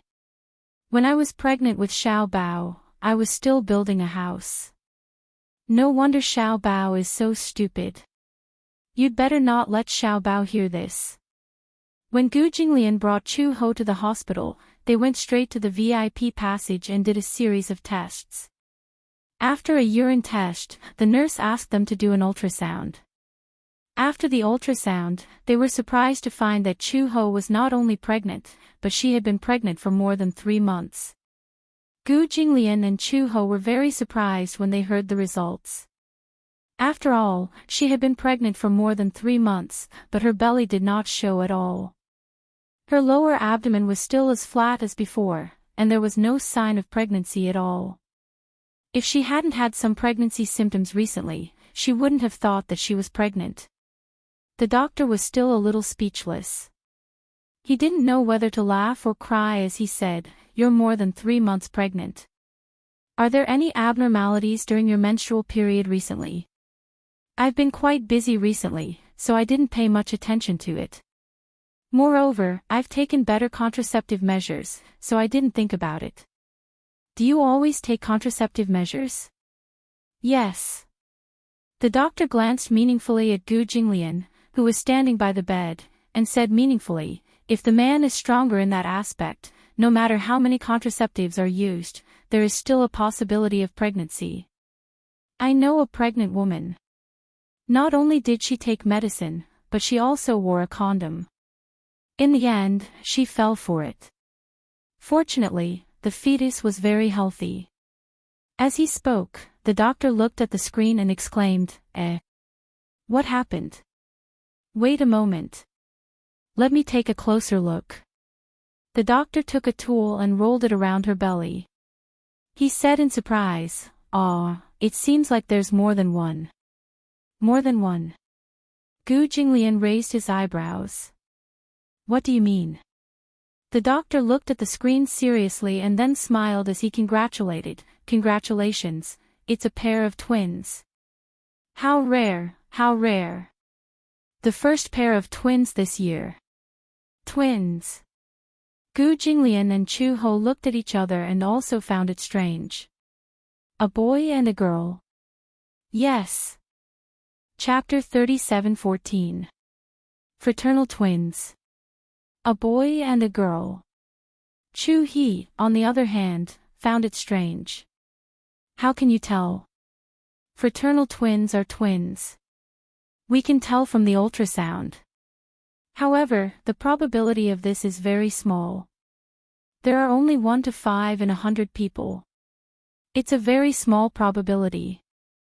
Gu Jinglian was stunned. The doctor saw his reaction and thought that something was wrong. He was a little nervous. What's wrong? Are you unhappy that your wife is pregnant with twins? Gu Jinglian came back to his senses and glanced at the doctor. Then, he glanced at Chu Ho beside him. There was a strange light in his eyes. His gaze fell on Chu Ho's belly, which was still as flat as before. His eyes flickered. It was a surprise. It was too sudden. The sudden appearance of a pair of twins left him a little dumbfounded. How could he not be happy? However, given Gu Jinglian's character, who had never been good at expressing his emotions, it was very difficult for him to express his happiness. However, even though he appeared to be calmer, Chu Ho still noticed that his fingertips were trembling slightly. He was excited. Although he still maintained his usual calm expression, his trembling fingertips revealed that he was a little excited. When they left the consultation room, Chu Ho was carrying a bag in his hand. Gu Jinglian was holding the ultrasound scan for a long time. There were only 2 black dots on the scan. Gu Jinglian felt that these 2 black dots looked like Chu Ho had swallowed 2 potatoes. He could not tell what they were. On the report, there were black words on a white background. They were categorized as twins A and B. There was no doubt that they were fraternal twins. This proved that there were 2 little lives in her belly. Perhaps one was a son and the other was a daughter. Gu Jinglian's cold lips gradually curved into a faint smile. Chu Ho observed the change in his expression and did not know whether to laugh or cry. Gu Jinglian, what's with your half-smiling, half-crying expression? Gu Jinglian heard this and immediately controlled his expression. He pretended to be calm and said, I'm not smiling. The corners of your mouth are curled up. Is this not considered a smile? Gu Jinglian, if you're happy, just smile. You didn't see the expression on your face. It's uglier than crying. Gu Jinglian narrowed his eyes unhappily. Stop talking. She was disturbing his good mood. Do you want this child? Chu Ho suddenly asked. Gu Jinglian suddenly stopped and looked at her with a dangerous gaze. She asked this question. Did she not want to keep it? You don't want it? No, but I have to abide by your opinion. Chu Ho continued, we have Xiao Bao, Lin Shi, and now there are 2 more in your belly. There are 4 children in the family. I don't know if you're mentally prepared. Are you afraid that the 4 children will turn the world upside down? I'm really worried about that. In Chu Ho's heart, Gu Jinglian was undoubtedly the big devil. If the pure blood of this big devil gave birth to a little devil and a little witch, then the Gu family would not have a peaceful day in the future. Since you're pregnant, then give birth to them properly. It was not as if he could not afford to raise them. Even if they lived in a group like pigs, the Gu family would not be turned upside down. What if Xiao Bao can't accept it? Chu Ho had seen many families with 2 children. De Bao and the Heir Bao fought for favor and bullied Heir Bao. Chapter 37:15. Although she felt that Xiao Bao would not bully his younger siblings or resent them, she still had such concerns. If she was worried about her younger siblings, her energy would be distracted and Xiao Bao would feel aggrieved. Why are you worried about this? Gu Jinglian did not think much of it. If he doesn't accept it, just beat him up. What a violent solution. Gu Jinglian said, get in the car. We'll talk when we get home. Just as he turned around, he could no longer suppress the joy in his heart, and his lips curved into a gentle arc. He did not know when it started. Compared to the past, he was extremely disgusted when he saw children. Now, he actually had a lot of expectations for the two children who were about to arrive. Once, when he was waiting for a red light in the car, he saw a man passing by with a cute little girl sitting on his shoulder. The father was holding his daughter's hands and laughing along the way. He actually felt a little envious. That scene was too heartwarming. It actually made him yearn for it. It was said that daughters looked more like their fathers, while sons looked more like their mothers. Then, would his daughter look more like him? Gu Jinglian's thoughts seemed to drift far away. It drifted to 7 months later, on the day of Chu He's delivery. He imagined the nurse carefully handing a pink baby girl into his arms. His mood at that time should be as splendid as fireworks, right? Look, even before the children were born, Gu Jinglian's balance was already unreservedly leaning towards his daughter's side. In the future, when Chu Ho's twins were born, the other one would probably cry miserably. She had met a father who liked her daughter and had nowhere to vent her grievances. The share of doting had already been decided before the children were born. Chu Ho did not know what Gu Jinglian was thinking. When the two of them returned to the Gu residence, Xiao Bao happened to come home from school. Gu Jinglian knew about it and ordered Uncle Fu to summon Xiao Bao into the study. Chu Ho originally wanted to follow in, but was stopped by Uncle Fu at the door, saying that Gu Jinglian had something to talk to Xiao Bao. In the study, Gu Jinglian hugged Xiao Bao in his arms and asked him a question seriously. Xiao Bao, do you want a younger brother? Xiao Bao looked confused. No. What about your younger sister? No. Xiao Bao said honestly, I already have an older brother. Gu, gently and kindly, stared at him. Now, your mother is pregnant with 2 Xiao Bao babies. Whether you like it or not, you must not bully your younger sister in the future, okay? Xiao Bao's eyelids twitched. Daddy, why didn't you tell me not to bully my younger brother? You can bully my younger brother. Biological father. He was really his biological father. Xiao Bao clenched his fists and suddenly understood. Oh, I know. Dad, you value girls more than boys. No wonder I have no place in your eyes. You don't like boys at all. Gu Jinglian played it down. You found out. The main thing was that this guy was really asking for a beating sometimes. Xiao Bao was about to say something when he suddenly reacted and sucked in a breath of cold air. Mommy is pregnant. Gu Jinglian nodded. She's pregnant with 2 babies. Gu Jinglian nodded again. Xiao Bao suddenly clenched his fists excitedly. I'm going to be an older brother. Gu Jinglian reached out and pinched his nose gently, which was rare for him. Aha! Wow! That's great! Chapter 37:16. Chu Ho could clearly hear Xiao Bao's cheers from outside the study. Yeah. I'm going to be an older brother. She widened her eyes in surprise as she looked at the door. She was a little surprised and also a little shocked by Xiao Bao's attitude. She had been so worried earlier because she was worried that Xiao Bao wouldn't be able to accept having a younger brother and sister. She didn't expect that Xiao Bao's anticipation for the 2 babies was no less than hers and no less than Gu Jinglian's. She relaxed her eyebrows and smiled. Her heart felt warm. It was her fortune to have such an older son like Xiao Bao. Knowing Xiao Bao's attitude, Chu Ho felt as if a rock had been lifted off her chest. The father and son's conversation ended. When the door opened, Chu Ho had already left quietly. Xiao Bao ran happily to Lin Shi's room. He found out from Uncle Fu that Lin Shi hadn't finished school yet. Lin Shi went to primary school while Xiao Bao was still in kindergarten.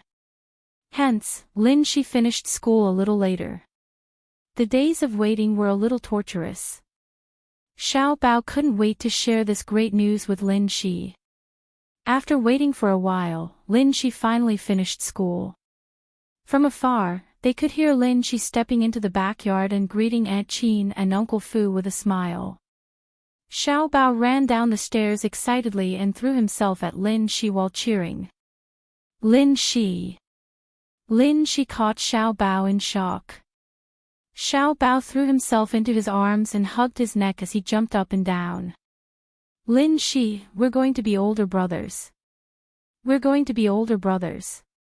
Before Lin Shi could understand what was going on, he heard Xiao Bao introduce seriously, in the future, you'll be the eldest brother and I'll be the second brother, hee hee. When Uncle Fu and Aunt Qin heard this, they looked at each other and smiled. Lin Shi was a little surprised. Xiao Bao, what do you mean by that? I don't understand. Let me tell you a secret. Xiao Bao tugged at Lin Shi's sleeve and whispered to him, Mommy is pregnant. Father said that Mother is pregnant with 2 children, a younger brother and a younger sister. Lin Shi stared blankly with his eyes wide open, unable to come back to his senses. This news, it was too unexpected. What a pleasant surprise. It was not until a long time later that Lin Shi reacted. She grabbed Xiao Bao's hand and asked in disbelief, Really? Really, really? Xiao Bao nodded solemnly. Daddy told me that himself. Oh my God, Lin Shi said, then they must be twins. Twins? Yes, a pair of twins, a boy and a girl, this is very rare. There's a very small chance that they'll get pregnant at the same time. When Xiao Bao heard this, he was even more surprised. Really? I thought it was normal to have 2 babies. No way. Lin Shi was also excited. She pulled Xiao Bao and skipped in circles. Xiao Bao, we have a younger brother and sister. Yeah. Xiao Bao asked curiously, do you like a younger brother or a younger sister? Me? I like both. If we're talking about who I like more, I'd like a younger sister more. He did not have a younger sister. Growing up in North Africa, those who were younger than him were all younger than him. I like a younger brother. Why? Xiao Bao said matter-of-factly, because Dad seems to like a younger sister more. No one likes a younger brother, so I'll like him. Also, if there's a younger brother, I can teach him how to play football. When Lin Shi heard this, they looked at each other and smiled. Chapter 37:17. The wedding was imminent. However, Fu Bo had already arranged everything, no matter how big or small. In addition, Chu Ho was pregnant. For the Gu family, it could be said that it was a double blessing. It had been a long time since the Gu family had such a grand occasion. Everyone in the Gu family was in a state of excitement. However, since Chu Ho was pregnant, she could not drink at the wedding. Therefore, Gu Jinglian had already informed them in advance. It was more of a threat than of greeting. Whoever dared to force Chu Ho to drink would have their hands chopped off. When Uncle Fu heard this, he did not know whether to laugh or cry. Old Master's ability to protect his wife was improving day by day. However, this was also a good thing. At least, with Old Master's arrogant personality, he knew how to dote on his wife. It was really not easy. 2 days before the wedding, Uncle Fu took Chu Ho back to Uncle Fu's house. Aunt Fu had already decorated the boudoir a few days in advance. Chu Ho moved into the boudoir. Looking at Aunt Fu's thoughtful decorations, she sighed in her heart. She was so thoughtful. She was really thoughtful. Uncle Fu really treated her like his own daughter. Everything was ready. However, there was some disagreement about the bridesmaids. Chu Ho did not have many good friends, so there was a problem with the choice of bridesmaids. It was not good to have no bridesmaids. On the wedding day, there were many things to do. If there were no bridesmaids, there would be fewer people to help. Fortunately, Uncle Fu had a niece and a nephew, so he used them to make up the numbers temporarily. However, looking at the 2 bridesmaids, it seemed that there were not enough bridesmaids. During the wedding, Gu Jinglian's brothers were quite eye-catching. If they could not hold the door, it would be too boring. They did not know where Uncle Fu had gathered a group of sisters. It was said that many of them were from the side branches of the Gu family. Gu Jinglian did not have many cousins, but it was not a small number either. It was still possible to gather 7 or 8 of them. The group of sisters had come over the night before, but they were a little uneasy in front of Chu Ho. This awkwardness was built on the fact that Chu He was Gu Jinglian's wife. They were very afraid of Gu Jinglian. In the Gu family, Gu Jinglian was the most authoritative person. He could do whatever he wanted. Just by standing in front of him, there was an indescribable pressure. However, Chu Ho was very easy to get along with. After a while, they became familiar with each other. They saw that Chu Ho didn't put on any airs and didn't feel any pressure.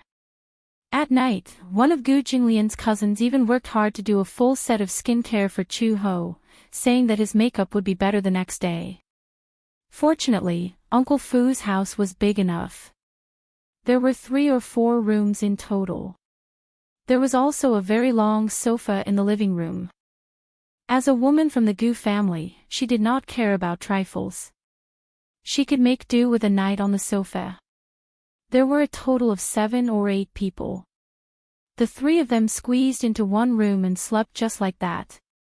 However, Chu Ho lay on the bed and couldn't fall asleep.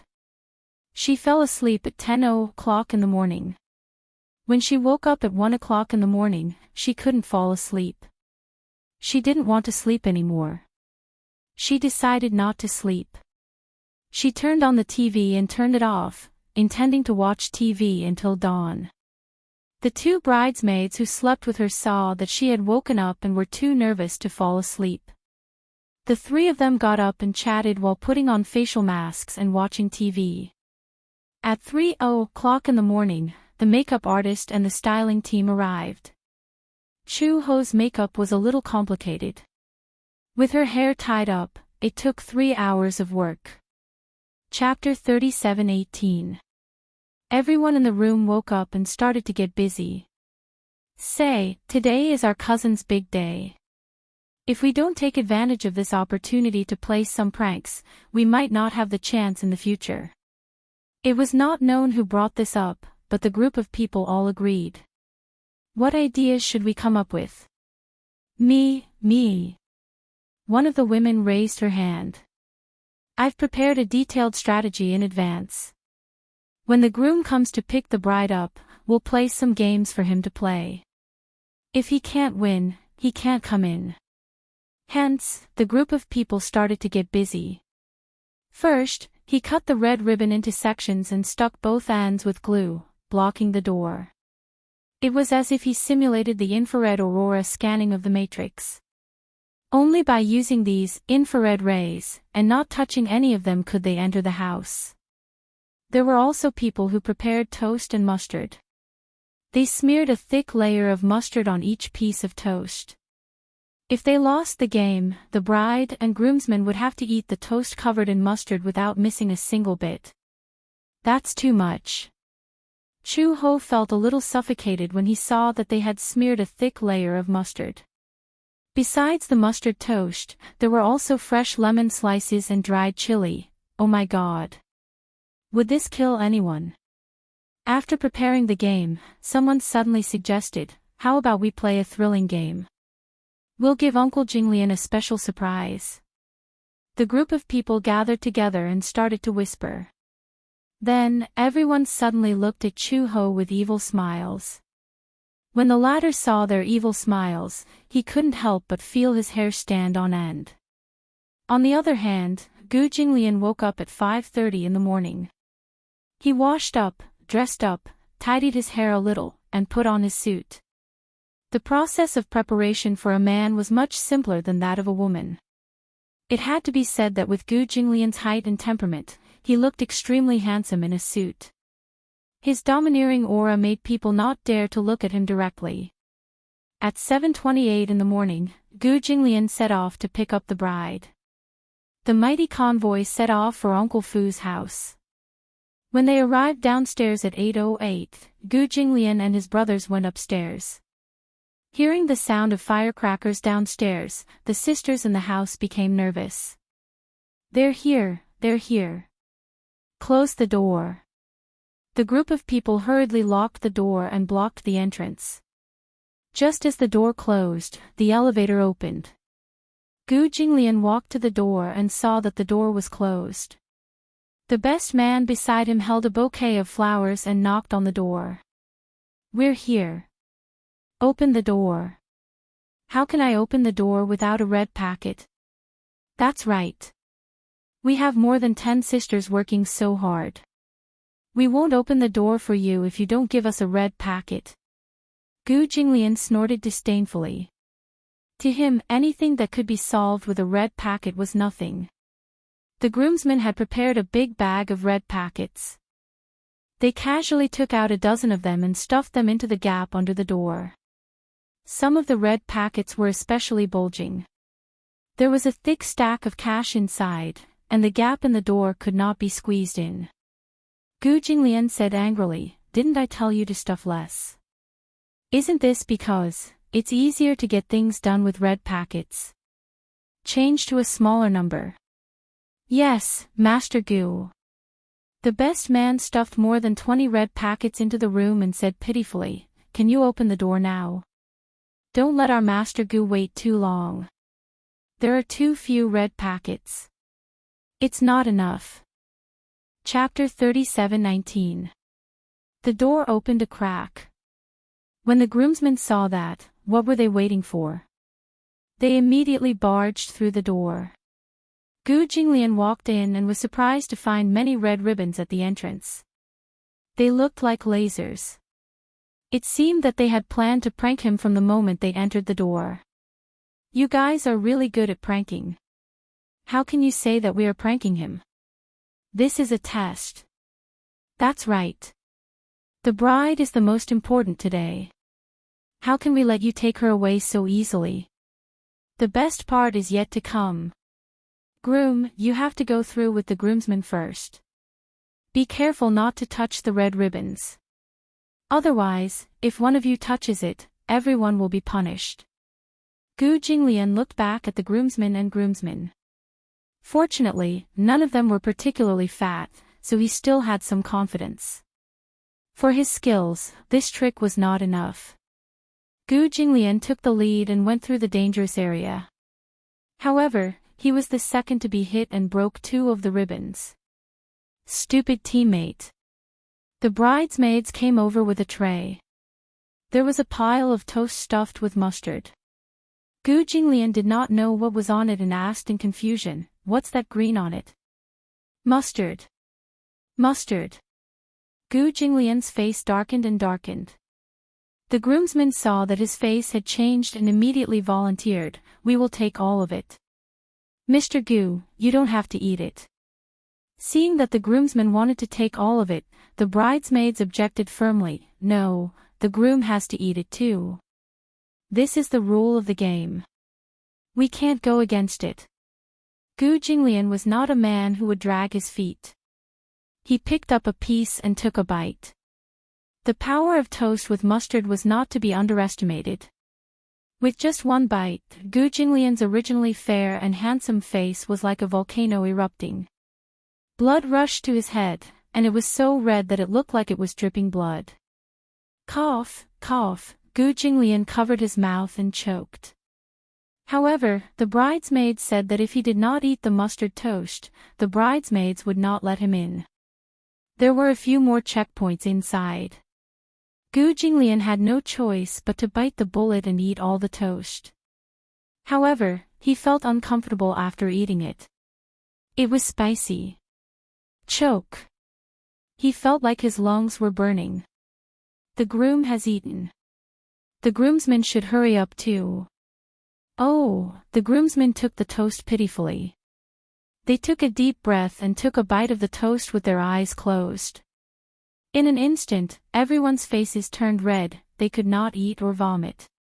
What was even worse was that there was no purified water to serve them. Just by swallowing the toast dry, half of the people were gone. The bridesmaids and sisters laughed gloatingly. Among so many people, Gu Jinglian was the only one with the strongest mental fortitude. He was still standing after eating. Someone complained, "Su Feng, it's all your fault. If you hadn't knocked the ribbon off, we wouldn't have to eat this thing. There's so much toast. Eat it all." The groomsman gave the leftover toast to the culprit. The latter had no choice but to swallow his grievance and finish all the toast. Usually, when Gu Jinglian was around, these people would never dare to be rash. Chapter 37:20. Since it was a joyous occasion, they were certain that Gu Jinglian would not act up on such a joyous occasion. Hence, they went all out. There was a long corridor leading to the boudoir, and it was covered with shiatsu boards. "What are these?" The groomsmen squatted on the ground and touched them with their hands.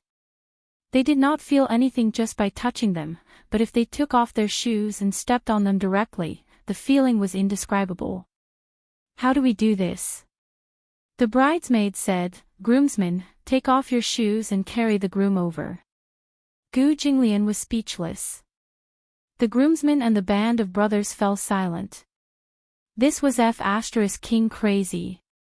"If you don't pass this obstacle, you can't enter this door." The bridesmaids spoke again, their attitude firm. The band of brothers had nothing to say. They exchanged glances with the groomsmen and had no choice but to take off their shoes and try stepping on the shiatsu board. It was itchy and painful, so they immediately retracted their feet. "I'd rather step on the tip of a knife than step on this thing." "That's right. It makes the soles of my feet itchy and painful." The bridesmaids laughed. "No way." Gu Jinglian's expression turned cold. "Hurry up." Since the devil had spoken, the others did not dare to delay. They quickly took off their shoes and lifted Gu Jinglian up. Two of them held his arms, and another two lifted his long legs.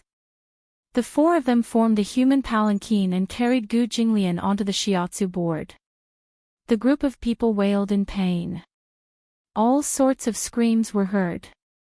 "Sister-in-law, spare us. Sister-in-law, it hurts. Hurry up and come out to help us. Sister-in-law, let us go. We came here sincerely to pick up the bride." The group of people wailed like ghosts and howled like wolves, but there was no response from inside the door. It seemed that Chu Ho was determined to ignore them. The band of brothers could only grit their teeth and close their eyes. They endured the excruciating pain in the soles of their feet and carried Gu Jinglian to the door. The shiatsu board was only a few meters long, but it took them a few minutes. The brothers put Gu Jinglian down. The groomsmen also took off their shoes and walked over. They knocked on the door and said flatteringly, "Sister-in-law, we're here. Open the door." Inside, the sisters and bridesmaids were blocking the door, but they did not let him in. Gu Jinglian turned the door handle, but the door was locked from the inside. It seemed that it would not be easy to get in. The groomsmen were also sensible. They immediately stuffed a large amount of red packets into the gap of the door. However, even after a large stack of red packets was stuffed in, the bridesmaid inside only cared about taking the red packets and refused to open the door. "Open the door. I've given you so many red packets. Why won't you let me in?" "That's right, we groom can't wait. There's not much time left. Don't miss the auspicious hour. Groom, did you see the ribbon under the door?" When Gu Jinglian heard this, he looked down. Sure enough, there were a few red ribbons under the door. "I saw it. One of the ribbons is tied to the bride's wrist. If you can pick the ribbon tied to the bride's wrist, you can enter the door." Gu Jinglian squatted at the door and counted. There were a total of 10 red ribbons. However, only one of the 10 ribbons was tied to Chu Ho's wrist. It seemed that it would be difficult to pick that one. The groomsmen also became nervous. Chapter 37:21. The best man patted his chest and said, "Push-ups are nothing. Mr. Gu, don't worry about it. We can do 100 push-ups evenly. As soon as he finished speaking, the person behind the door said slowly, "It's not that everyone has to do 100 push-ups. It's that everyone has to do 100 push-ups." Everyone was silent. That's too harsh. That's right. How is it possible to pick 1 out of 10 in such a short time? The bridesmaid inside said disapprovingly, "I just heard someone say that push-ups are nothing." Everyone was silent again. 100 push-ups it is. It's not like you can't do it. Gu Jinglian directly picked one and pulled it out in one go. There was a burst of booing in the room. That's wrong, that's wrong. 100 push-ups. 100 push-ups take up too much time. 50. 50 would be more efficient. Then give the remaining 50 to him in a red packet. Since the bridesmaid had spoken, the best man naturally quickly stuffed the red packet through the crack of the door. There were only red packets. Anything that could be solved with red packets was a small matter. After stuffing the red packets, the best man nimbly finished the 50 push-ups. These 50 push-ups were naturally a piece of cake for Gu Jinglian. In just a few minutes, he finished all the push-ups. Continue. There were only 9 ribbons left. In the name of it, this game of picking up the bride was a test of telepathy. However, in reality, it was purely based on luck. If it was purely based on luck, it would be hard to say. Probability was the most difficult thing to figure out. Gu Jinglian narrowed his eyes and looked at the ribbons one by one. He carefully compared them and suddenly realized that there was something fishy about one of the ribbons. There were obvious signs of a knot. Gu Jinglian immediately grabbed the ribbon and pulled it back. As expected, this ribbon was connected to the ribbon on the bride's wrist. It immediately tightened. When the best man saw this, he was surprised that Gu Jinglian could pick the ribbon so quickly. While looking at him covetously, they asked, "Is this the one?" "Yes." It sounded like the bridesmaid's answer was a little reluctant. It seemed that this was the one. "Can you open the door now?" The best man said angrily, "You just said that as long as we get the ribbon, we can go in and pick up the bride. Open the door." The bridesmaids at the door did not seem to dare to make things too difficult for Gu Jinglian. Although they were very reluctant, they had no choice but to open the door. As soon as the door opened a crack, the groomsmen rushed forward and pushed the door open with force. Gu Jinglian walked in casually. As soon as he appeared in the boudoir, he was dressed in a suit and had an extraordinary aura. In a traditional wedding ceremony, the groom would often go out looking good, but in the process of receiving the bride, he would be embarrassed by the bridesmaids. However, this was where Gu Jinglian's power lay. With him present, no one dared to make things difficult for him. In just half an hour, Gu Jinglian had easily entered her room. It had to be said that Gu Jinglian was somewhat frightening. No one dared to offend the demon king of the Gu clan. Even the members of the Gu family stepped back because of Gu Jinglian's aura. Chapter 37-22. Gu Jinglian walked in. Naturally, the bridesmaids had prepared a series of game shows. However, Gu Jinglian had already prepared for it. The groomsmen that he had formed were all talented gamers. They were all experts in nightclubs. Thus, each of them showed their prowess and resolved many difficult and dangerous games. The bridesmaids racked their brains and used all their tricks. However, when faced with Gu Jinglian's groomsmen, they were at their wits' end. The photographer in charge of the itinerary immediately said, "Groom, lift the bride's veil and kiss the bride." As he spoke, the photographer raised the camera and aimed it at Gu Jinglian. Obviously, he wanted to capture this classic scene. Gu Jinglian walked to the bedside and looked at Chu Ho, who was sitting cross-legged on the bed. She was wearing a traditional Chinese and phoenix robe and a red veil. She looked very charming. From the moment he walked in until now, she had not said a word.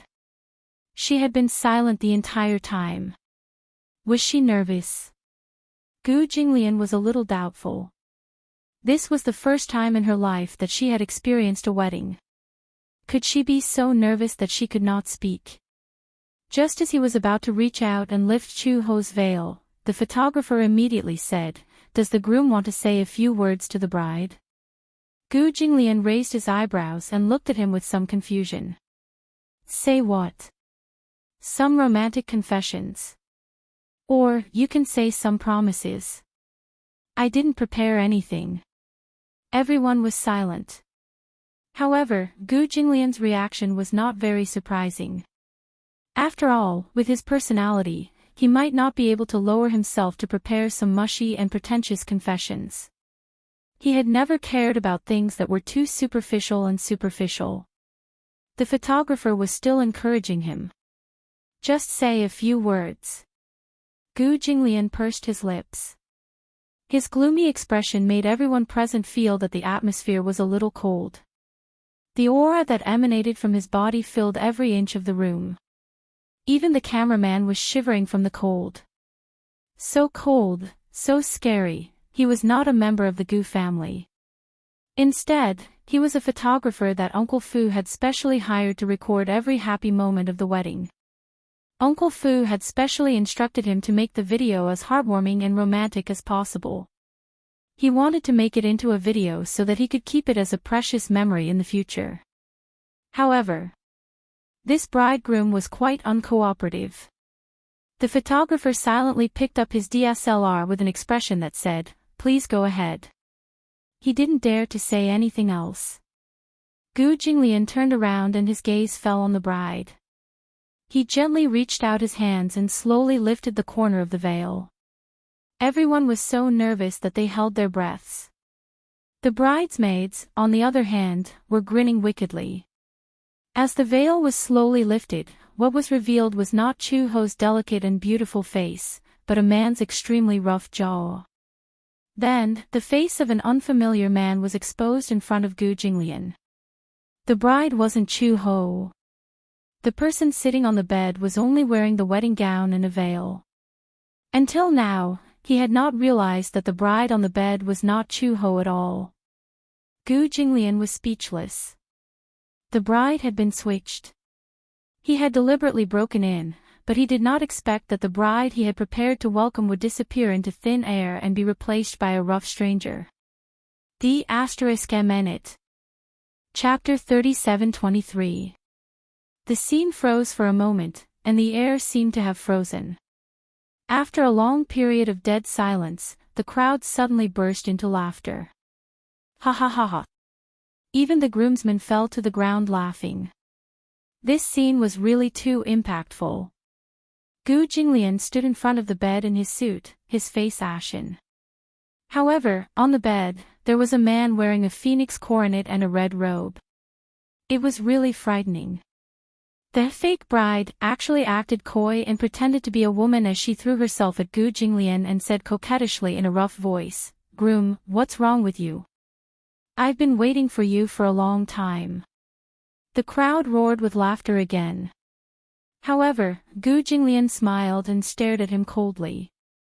In the next second, a voice as cold as ice escaped from his throat. "Where is she?" Whoosh. It was as if the Arctic wind had blown past. The people present could not laugh at all. It was as if they had been frozen into ice sculptures. It was so cold. Originally, they had good intentions. They wanted to add some fun to the wedding and make it more festive. However, Gu Jinglian did not seem to like it very much, very not happy. Such a joke. He looked coldly at the fake bride on the bed and said indifferently, "If you don't hand her over, I'll break your bones." Gulp. Gulp, everyone subconsciously swallowed and trembled in fear. Save me. This must be the scariest groom in history. Seeing that no one spoke, Gu Jinglian turned around abruptly. His gaze fell on the bridesmaids and he questioned, "Where's the bride?" She's here, next door." Upon hearing this, Gu Jinglian left the group of people in the room and strode towards the room next door. The room next door was not locked from the inside. Gu Jinglian turned the doorknob and pushed the door open. The room next door was also decorated with a festive atmosphere. It was decorated in an antique style, with a large bed made of solid wood and a Chinese dressing mirror. A bride was sitting on a chair in front of the Chinese-style mirror. Her red veil covered her entire face, so her appearance could not be seen clearly. However, this time, Gu Jinglian was a little more careful. He observed carefully. Based on the outline of the bride's body, he was almost certain that the bride in front of him was the real Chu Ho. When Chu Ho heard someone approaching the room, he felt inexplicably nervous. For some reason, she could not see who the person in front of her was because of the red veil covering her face. However, she was certain that the person in front of her was Gu Jinglian. The familiar temperament, the cold aura, she was sure, he was here. Chu Ho actually felt a little nervous. Her fingers were intertwined and her palms were covered in a thin layer of sweat. Gu Jinglian looked at her, but he was at a loss for words. He actually did not know what to say. The groomsmen and bridesmaids also rushed into the room. The room was not very big, so the others could only stand outside the door and watch. However, they saw Gu Jinglian standing in front of Chu Ho, not saying a word for a long time. "Bride, the groom is here to pick you up," one of the groomsmen said enthusiastically, but this made Chu Ho even more nervous. Gu Jinglian gently squatted down. His usually cold and arrogant expression showed a rare tenderness. He had never been good with words. In his silence, he reached out and gently placed his hand on the back of hers. His large palm lifted her hand and wrapped it in his palm. Her hand was not as delicate as other women's. Years of training had left a thin layer of calluses on her palm. Chapter 37-24. Holding her warm hand, ripples appeared in Gu Jinglian's heart. An imperceptible tenderness spread out in circles without a trace. Gu Jinglian gently rubbed her hand and asked calmly, "Come with me, okay?" Chu Ho didn't speak. Her red lips opened, but they were so dry that she couldn't form a coherent sentence. The bridesmaid reminded him carefully, "Groom, the bride's shoes have been hidden. You have to find them before you can leave." When Gu Jinglian heard this, he suddenly stood up and began to search the room. Even with his searching skills, he couldn't find the red wedding shoes that the bridesmaids had tried so hard to hide. The groomsmen were also anxious. Where are the shoes? However, they knew how to deal with this situation. They immediately walked to the bridesmaids with more than 10 red packets and smiled ingratiatingly. "Good sister, where did you hide the bride's wedding shoes?" The bridesmaids exchanged playful glances with each other. "How can we give you a hint so casually? If you want to give us a hint, you should at least give us something." The groomsmen looked at each other. They knew that this amount of red packets wasn't enough to get them to reveal anything. Thus, they took out all the red packets from their bags and presented them to the bridesmaids. "Good sister, this should be enough. You should be able to give us a hint now." The bridesmaids accepted the red packets with a smile and winked mysteriously. "Isn't there a saying that goes, 100 years of cultivation is needed to cross the sea on the same boat? 100 years of cultivation is needed to cross the sea on the same boat." This time, everyone was even more puzzled. How could there be a boat in such a small room? 100 years of cultivation is needed to cross the sea on the same boat. Could it be that the wedding shoes were hidden in the model of the boat?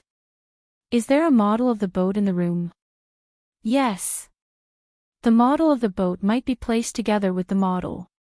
The groomsmen started to suggest ideas.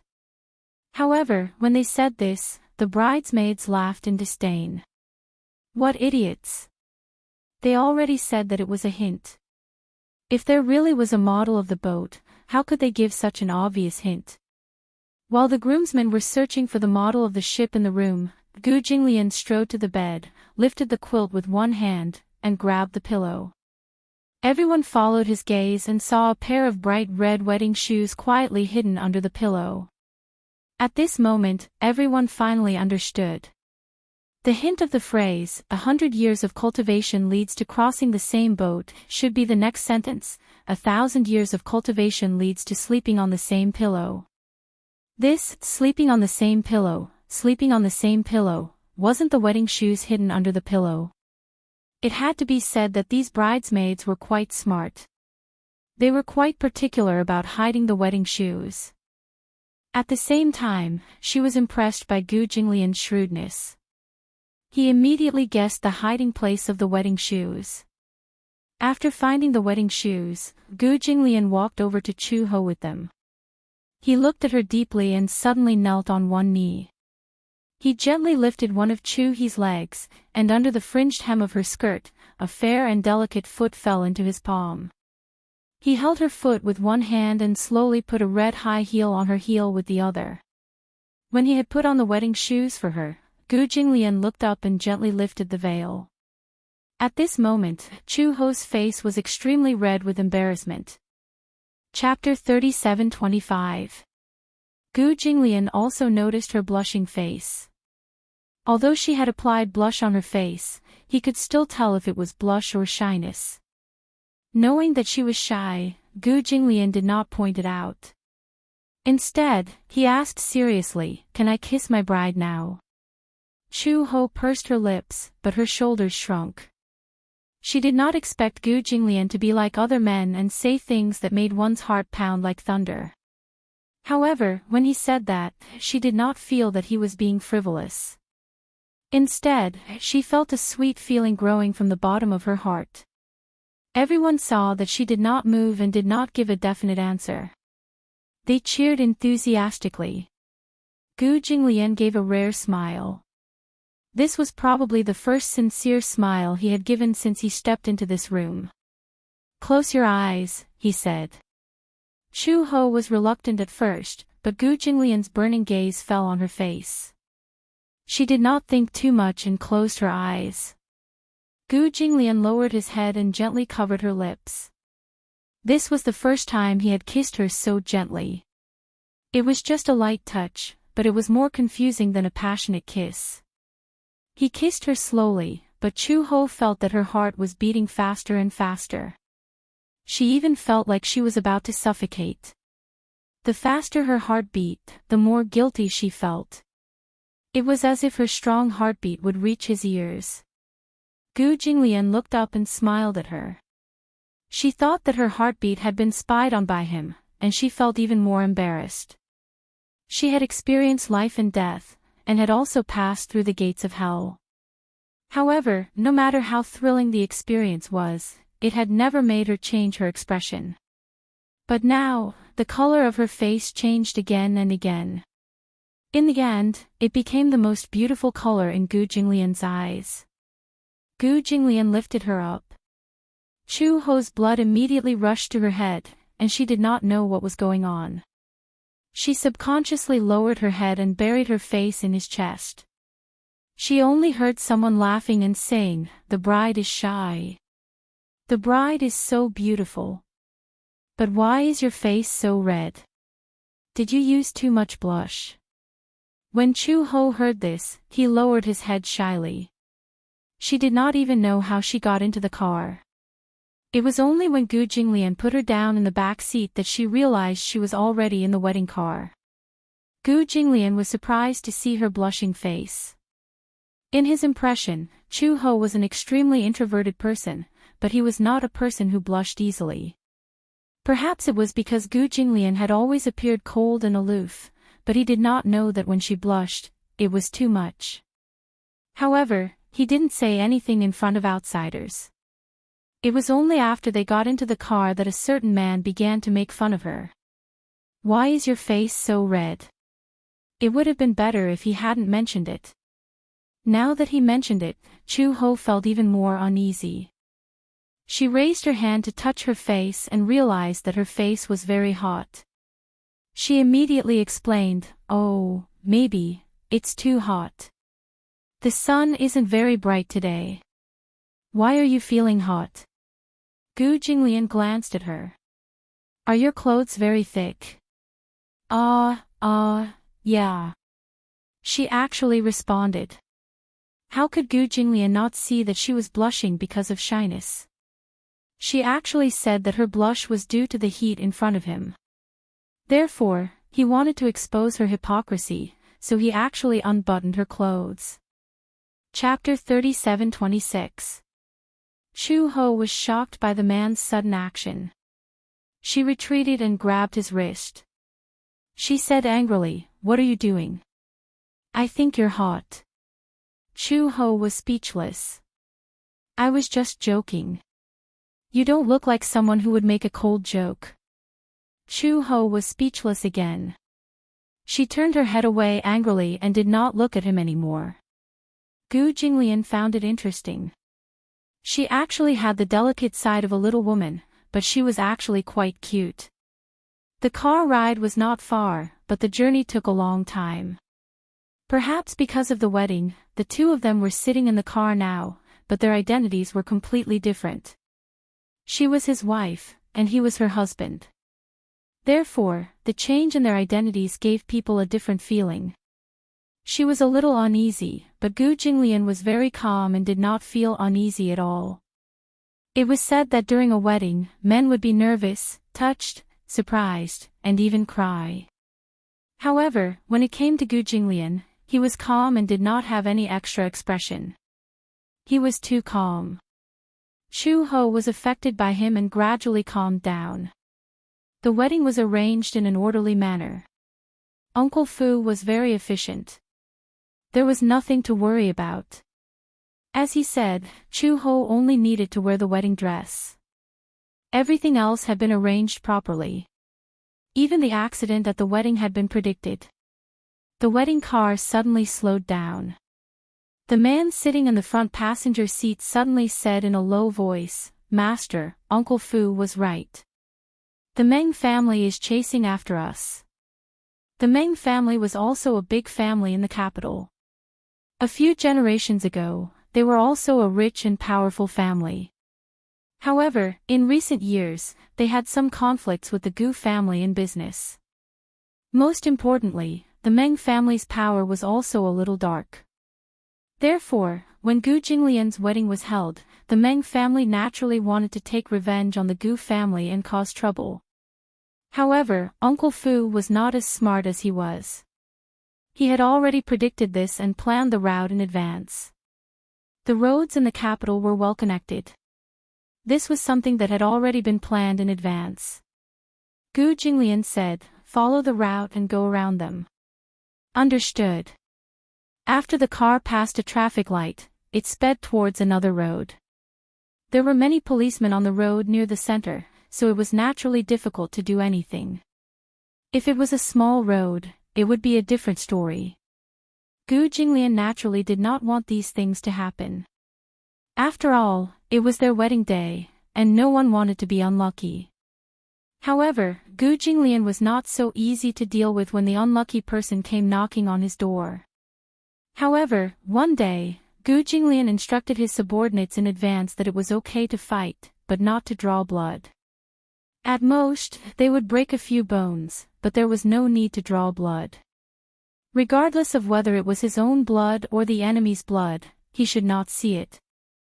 However, it could also be foreseen that the Meng family would definitely bring weapons when they came. However, the people from the Gu family weren't weak either. Not to mention bringing knives, even if they brought guns, they wouldn't be able to cause any bloodshed. The convoy drove to another road, and there was no one around. The people from the Meng family also became arrogant. They rushed over without restraint and directly stopped the Gu family's convoy. The car stopped. Gu Jinglian said to Chu Ho, "Stay in the car. Don't move." "Okay." Chu Ho also appeared very calm. Uncle Fu had also told her about this so that she wouldn't make a fuss if something unexpected happened. Chapter 37:27. However, Chu Ho did not think much of it. With Gu Jinglian's identity and background, it was inevitable that something like this would happen. The people from the Meng family got out of the car and started cursing. Some of them were holding iron rods, while others were holding machetes. It was obvious that they were going to fight to the death. Gu Jinglian scoffed. He had never taken a small character like the Meng family seriously. What era was it now? They were still behaving like third-rate hooligans. The people from the Gu family also got out of the car. The people who were hiding by the roadside also surrounded them. As soon as Gu Jinglian pushed open the door, the people from the Meng family saw him and swarmed toward him dauntlessly. Two people broke through the encirclement. They raised the iron rods in their hands and waved them at him. Gu Jinglian did not even look at him. He did not even raise his hand, which was in his trousers. He raised his leg and kicked the man to the ground. He turned around and kicked the other man's calf. The other man knelt on the ground on the spot and could no longer stand up. It turned out that this kick had broken his knee. Gu Jinglian rarely had the chance to show his skills. However, this did not mean that he could not deal with it when he encountered an accident. In other words, the best fighter in the Gu family was standing in front of him. He still had to think carefully about how to deal with him. Such a small role was not worth watching. Chu Ho sat in the car, but he was a little nervous. Through the window, he saw Gu Jinglian's figure disappear into the crowd. He did not know where he was. There was fighting outside, and the roars were intense. People kept flying out of the crowd. They were really flying. They lay on the ground and wailed. Some could get up, while others twitched and struggled on the ground. They could not get up no matter what. However, the people from the Gu family were ruthless. They were ruthless, but there was not a single drop of blood. Today was Master Gu's big day.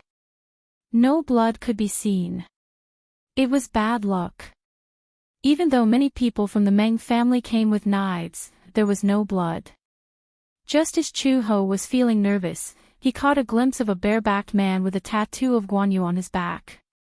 He was sneaking toward the wedding car. He deliberately avoided the eyes of the Gu family.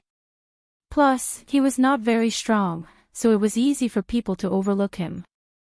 Chu Ho raised his eyebrows in confusion. Why? Was this man here to kidnap her?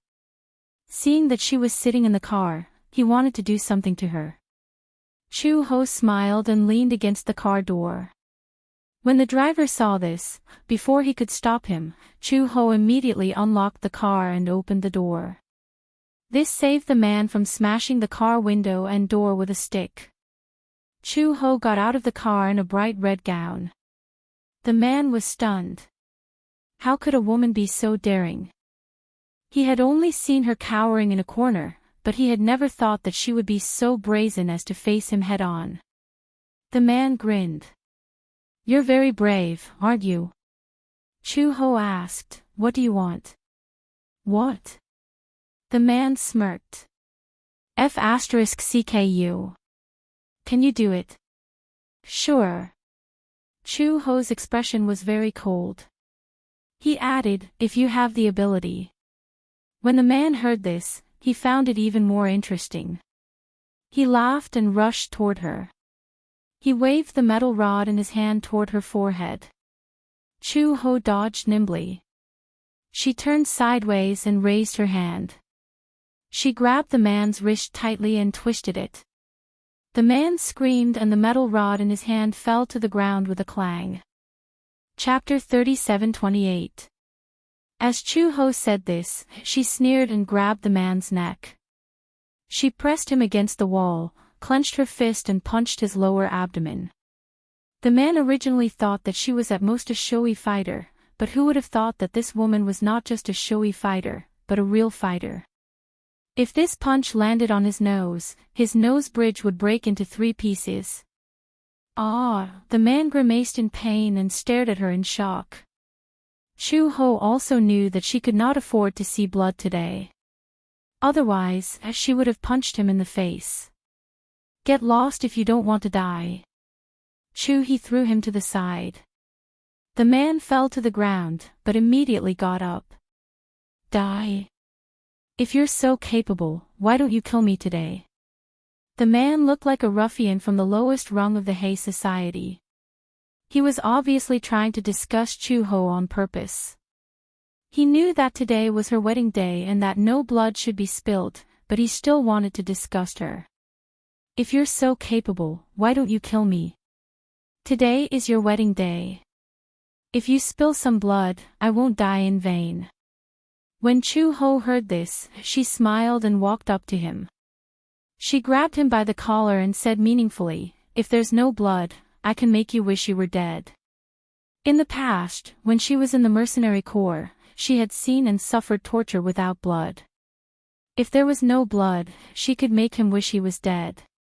When Gu Jinglian returned to the car after dealing with the small fries, he saw a person lying on the ground.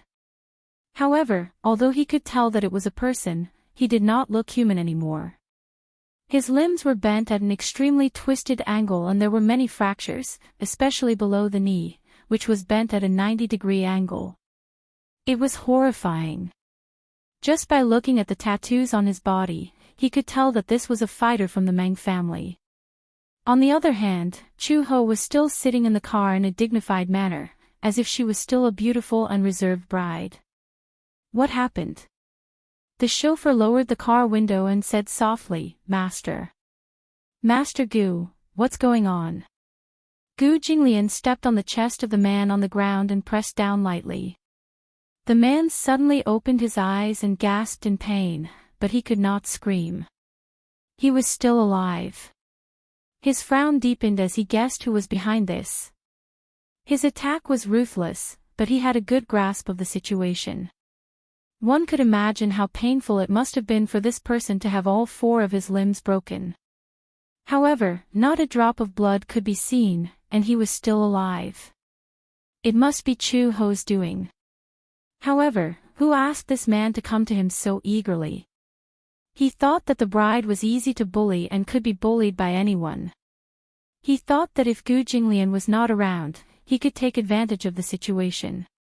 He was thinking too much. Although Chu-ho's skills were below his, he was not weak. Just how suicidal was this person to send himself to death? The driver still had lingering fears. At first, he was worried that Chu-ho was in danger, but when he saw Chu-ho's skills, he was terrified. What terrifying strength! She was indeed Master Gu's wife. Her strength was comparable to Master Gu's. On the scene, more than half of the Meng family's people were on the ground. Those who were left were the new members of the Meng family.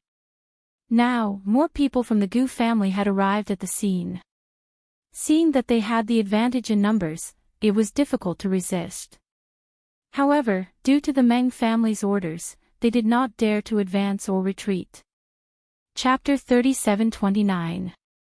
They had all come to the capital from different places in order to earn a living. The Meng family had taken them in and taken the money, so they had to work for them. However, even if they had taken the money, they couldn't risk their lives, right? Hence, they hesitated and froze. No one dared to step forward or back away. After the Gu family members had boarded the motorcade, a portion of them stayed behind to guard the scene. The motorcade then looked at the Gu residents. The Meng family members were dumbfounded. Who would have thought that the Gu family members would be so fierce? They had not come here with the intention of arm wrestling with the Gu family. They just wanted to take the Gu family's joy away on such a joyous occasion. The Meng family originally wanted to catch the Gu family off guard. However, they did not expect Uncle Fu to be so experienced and foresee things. He had already taken this matter into account. So much so that he had calculated how they would travel and how much time they would waste. Even the timing of the motorcade's arrival at the Gu residence was extremely accurate. At the entrance of the Gu residence, the motorcade stopped in an orderly manner and formed a long line. At the entrance, the Gu family members stood in 2 rows and were fully armed. Most of the guests that Gu Jinglian had invited this time were of high status. Hence, to prevent unnecessary accidents, the security was very adequate. Uncle Fu and Aunt Chin stood at the entrance and greeted the guests. The guests gathered at the entrance. The best man opened the door for Gu Jinglian and got out of the car. The man went around to the other side of the car and opened the door. He stretched out his strong arms and carried Chu Ho out of the car. Fireworks shot up into the sky. The colorful fireworks fell on them. Chu Ho was shocked by the sudden sound of the fireworks. She could not help but shrink into his arms. This inadvertent dependence was obvious. Gu Jinglian laughed and said playfully, "When I saw you fighting earlier, you weren't so timid. You're still talking about it." Chu Ho said angrily, "Why did this happen today? It's fine if there's no blood, but when there's blood, I feel unlucky." When Gu Jinglian heard this, his eyes turned cold. "After the wedding, I will settle the score with the Meng family." After a pause, Gu Jinglian smiled and changed the topic. "However, since today is our wedding, you don't have to think too much. Leave everything to me. Hand it to you. Fortunately, I didn't give it to you. However, fortunately, I have some skills. It won't be a problem to have a few more of those shrimp soldiers and crab generals." As Chu Ho spoke, he raised his head, his eyes filled with pride. In that case, Gu Jinglian should quickly go along with her thoughts and praise her. A woman who is worthy of me, Gu Jinglian, is naturally not an ordinary person. Chu Ho could not help but laugh. "Are you praising me or yourself? You won't lose out if you praise me." Gu Jinglian lowered his eyes and stared into her eyes. "Only a man like me is worthy of you." Chu Ho was amused by him, but she pursed her lips and held back her laughter. "Speaking of which, aren't you tired of carrying me like this?" From the entrance to the wedding room, they had to walk through several winding corridors like this. They had to pass through 3 courtyards, all of which were landscaped courtyards. She was very thin, but with her height, she definitely wasn't light. An ordinary man would be panting from exhaustion after carrying her for a while. Chapter 37:30. For Gu Jinglian, Chu Ho was considered relatively light. His arm strength was definitely not trained for nothing. When he was young, his hands and feet were tied to 10 kilograms of iron. He persevered and ran with weights to train his physical strength. "Is it heavy?" Gu Jinglian did not answer but asked instead, "Do you think it's heavy?" Chu Ho blushed and said, "I don't think it's heavy. I don't usually eat much, so I'm not considered fat." "It's heavy." Gu Jinglian said, "I'm carrying the whole world. Do you think it's heavy?" Chu Ho widened her eyes in surprise. It was normal for couples to speak sweet nothings. However, when such affectionate words came out of the mouth of a man like Gu Jinglian, it was a little unusual. In her eyes, Gu Jinglian was a more old-fashioned man. He was obviously still very young, but he gave people a feeling that he had been through a lot. When he spoke, he always spoke in a commanding tone. He was very strict and serious. He had always been a man who did not smile. He was a man who would not even laugh when he was joking. When he joked, he was a man who did not even know how to joke. Now, he had blurted out such sweet words of love. Chu Ho really could not imagine that these words came out of Gu Jinglian's mouth. "What's wrong?" Gu Jinglian saw that she was stunned and did not think much of it. "What's with your expression?" "I can't tell." Chu Ho sighed and said, "You're quite good at saying sweet nothings. If you want to hear it, I'll say it to you in the future." As Gu Jinglian said this, he added, "The premise is that I'm in a good mood." "Wasn't that the same as not saying anything?" Chu Ho asked in return, "When have you ever been in a good mood?" She saw that he always had a serious face, as if the whole world owed him money. She always felt that he had never been in a good mood. "Of course." Gu Jinglian snorted coldly. For example, today, I'm in a good mood. This was the truth. Ever since he woke up in the morning, his mood had become very light. Even if he encountered people like the Meng family who came to pick a fight, it did not dampen his mood at all. Chu Ho's heart was shaken by something, and he trembled slightly. Today, her understanding of Gu Jinglian was about to break through the limit. She didn't expect that this man could tell cold jokes, say romantic words, and even say words that could move people. He didn't know if Uncle Fu had taught him how to say these words, or if he had thought of them himself. However, no matter what, even if he already had a draft for these words, it was already not easy for him to swallow his pride and say these words. Although she was not particular about romance, it was already very surprising to hear such words of love coming out of his mouth on such a day. Hugging the entire world, Chu Ho kept recalling this sentence in her mind. She wanted to laugh, but because he was here, she didn't dare to laugh so easily. She didn't want him to think that she was laughing at him.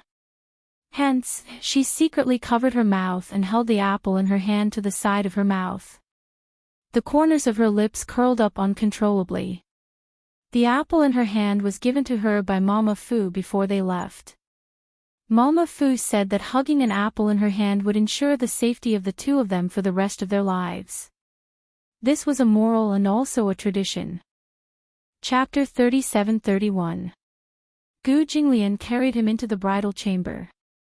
There was already a group of people gathered at the entrance of the bridal chamber. When they saw Gu Jinglian carrying Chu Ho in, they held up colorful confetti in their hands and sprinkled them over their heads. Chu Ho buried her face in Gu Jinglian's chest. Gu Jinglian also instinctively shielded her to prevent the confetti from falling into her eyes. When the two of them entered the room, Gu Jinglian carried Chu Ho and sat her down on the bed. The bed had already been made the night before. The red embroidered bedsheet and quilt cover, as well as the white quilt on top of it, were stuffed with dates, peanuts, longans, and lotus seeds. The quilt was pieced together to form the words, "Give birth to a child soon." Chu Ho glanced at it and her face instantly turned red. She instinctively stroked her lower abdomen, thinking that this child and daughter had already been in her stomach for a long time. According to tradition, when these quilts were laid out, an underage child would be invited to crawl on them. It had a special meaning of joy. Hence, this heavy responsibility fell on Xiao Bao and Lin Shi's shoulders. At night, Uncle Fu carried Xiao Bao and Lin Shi to the bed. They rolled and crawled on the bed. Uncle Fu watched from the side and chuckled. He was extremely happy. However, Xiao Bao did not know the purpose of this. He pestered Uncle Fu and asked him why they had to crawl on the bed. Uncle Fu said, "This is a tradition. You'll know when you grow up." However, Xiao Bao was angry.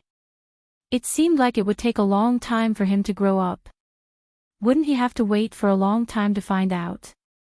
While Gu Jinglian and Chu Ho were sitting, Lin Shi walked over with a pair of red scissors and a small red bag in his hands. He walked in front of Gu Jinglian and Chu Ho, smiled shyly, and said softly, "Dad, Mom, don't move." "Yes." Chu Ho didn't know what he was going to do, but he was obedient and sat still. Lin Shi carefully cut a few strands of hair from her head. He cut them very carefully. He was worried that he would prick her skin, but he was also worried that he would mess up her hair. He cut a strand of hair and walked over to Gu Jinglian. He cut another strand of hair from his temples. Gu Jinglian's hair was naturally not as long as Chu Ho's, but it was not very short either. Lin Shi carefully twisted the two strands of hair together and gently placed them into the red fortune pouch. This meant that the two of them were officially husband and wife.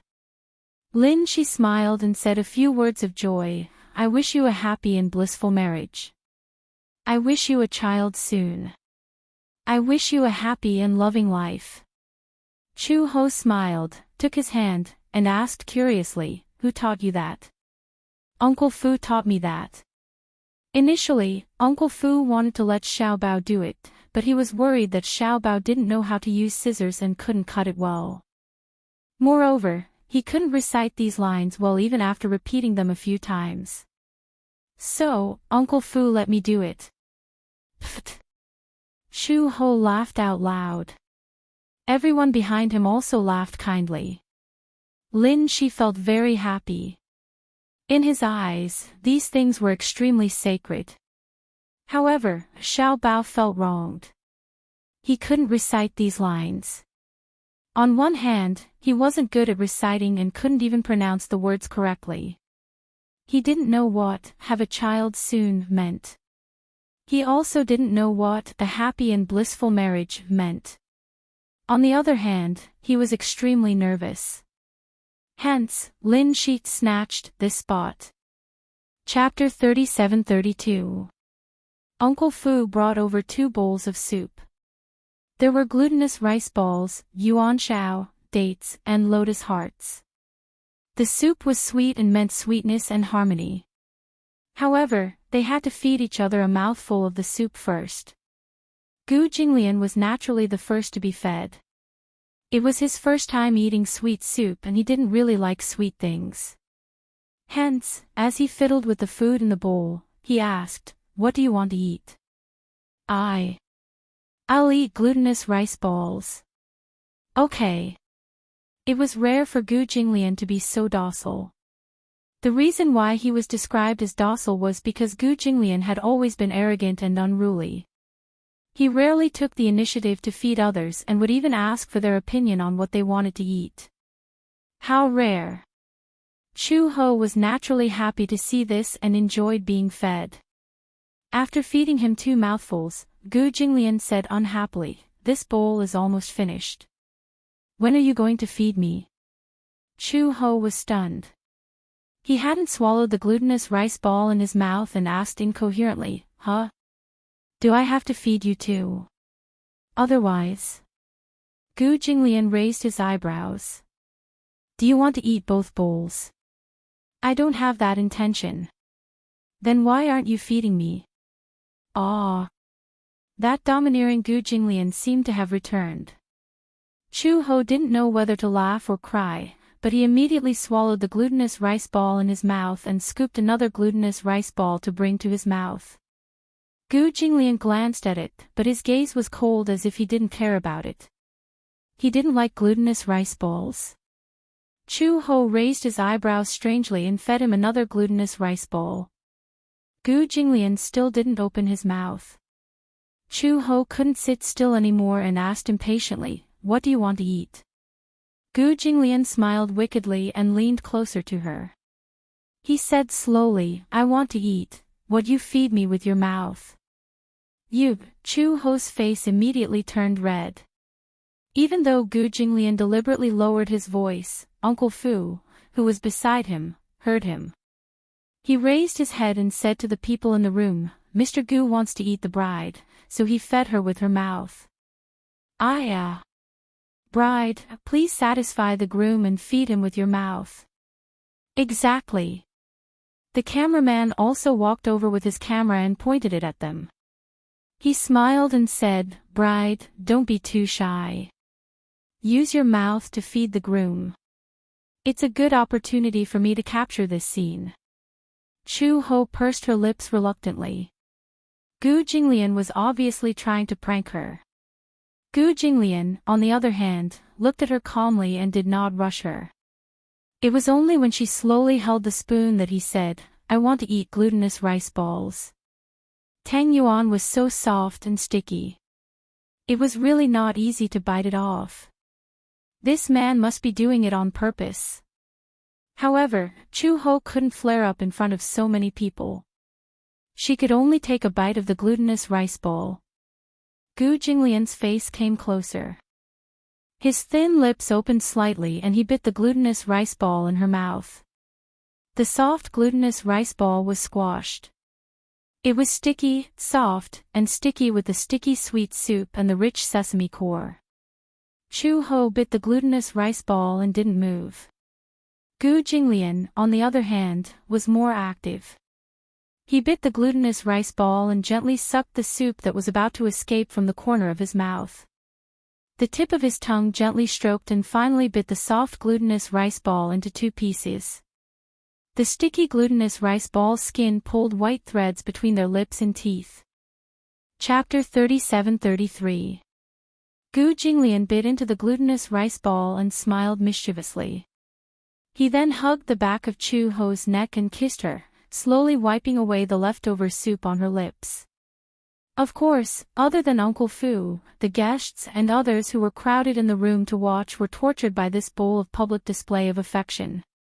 After finishing the 2 bowls of sweet soup, Uncle Fu urged Chu Ho to touch up her makeup while Gu Jinglian went to the door to welcome the guests.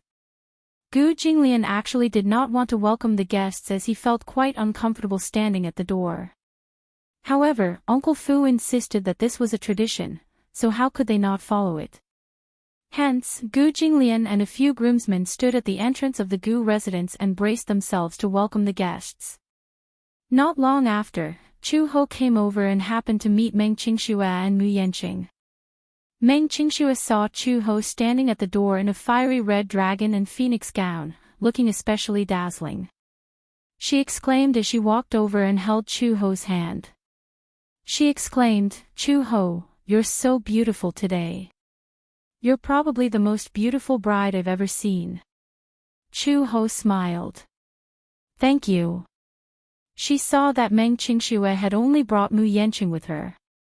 Mu Yanqing was wearing a suit and it was obvious that he had dressed up meticulously. His hair was also combed very handsomely. Mu Yanqing smiled at her and said, "Congratulations." Mu Yanqing did not dare to look Gu Jinglian in the eye. However, Gu Jinglian said in a rare amiable manner, "Welcome." Chu Ho asked, "Why don't I see the little guy?" "The little guy caught a cold a while ago. Otherwise, I would definitely bring him over." Meng Qingxue continued, "Chu Ho, congratulations. I wish you a blissful marriage and a child soon." "Okay, thank you." After saying that, Meng Qingxue held Mu Yanqing's arm and stepped through the door. Uncle Fu led the way. Mu Yanqing also passed the monetary gift he had prepared in advance to Uncle Fu. Uncle Fu happily accepted it. It was packed in a large red envelope. Uncle Fu was very experienced.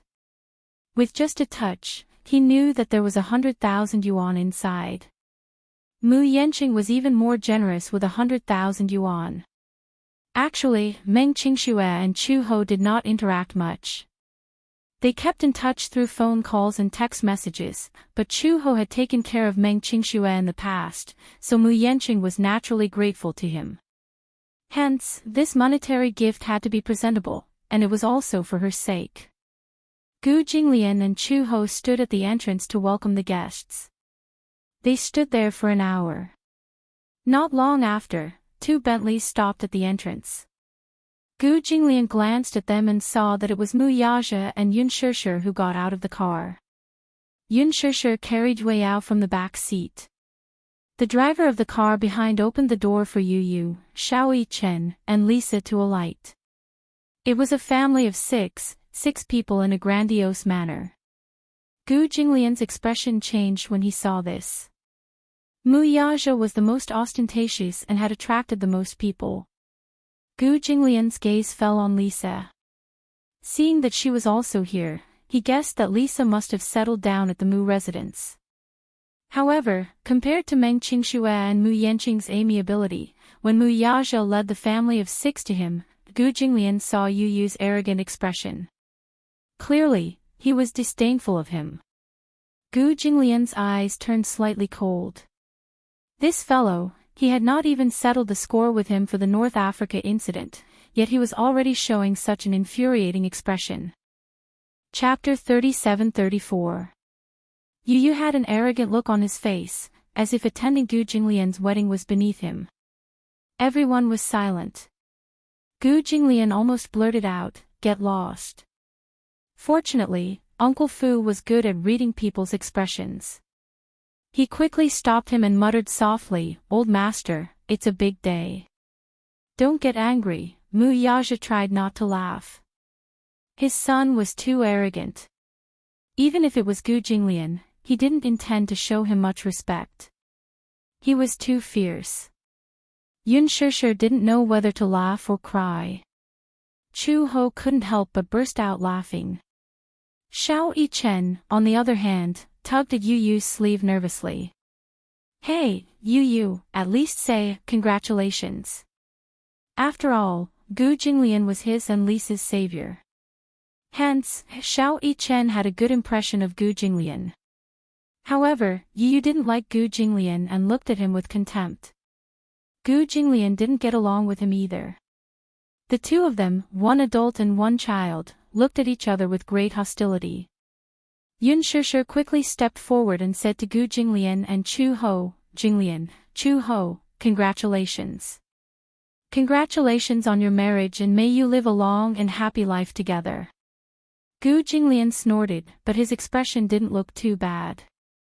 Obviously, Yun Shishir's timely consolation had more or less calmed his anger. Chu Ho couldn't help but say, this little guy is too cute. He was practically made from the same mold as Gu Jinglian. Why were their temperaments so similar? They were arrogant, aloof, and looked down on everyone. One was a big devil and the other was a little devil. No wonder they didn't get along.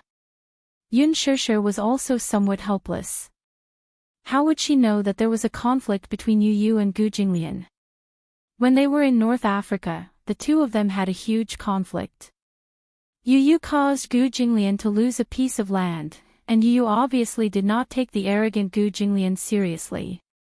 It was only natural that the two of them would not get along. Mu Yaja stepped forward and said to Gu Jinglian, congratulations on your marriage.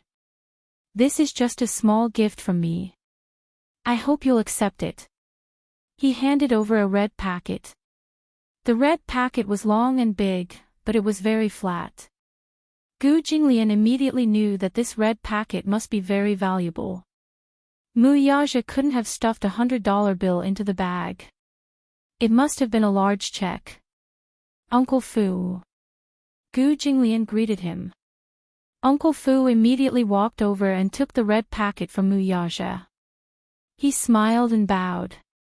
President Mu, Mrs. Mu, this way please. Okay. Mu Yaja nodded. He held on to Yun Shishir's arm and the six of them stepped into the Mu residence under Uncle Fu's lead. Chu Ho saw that they had entered the residence and there was no one at the door.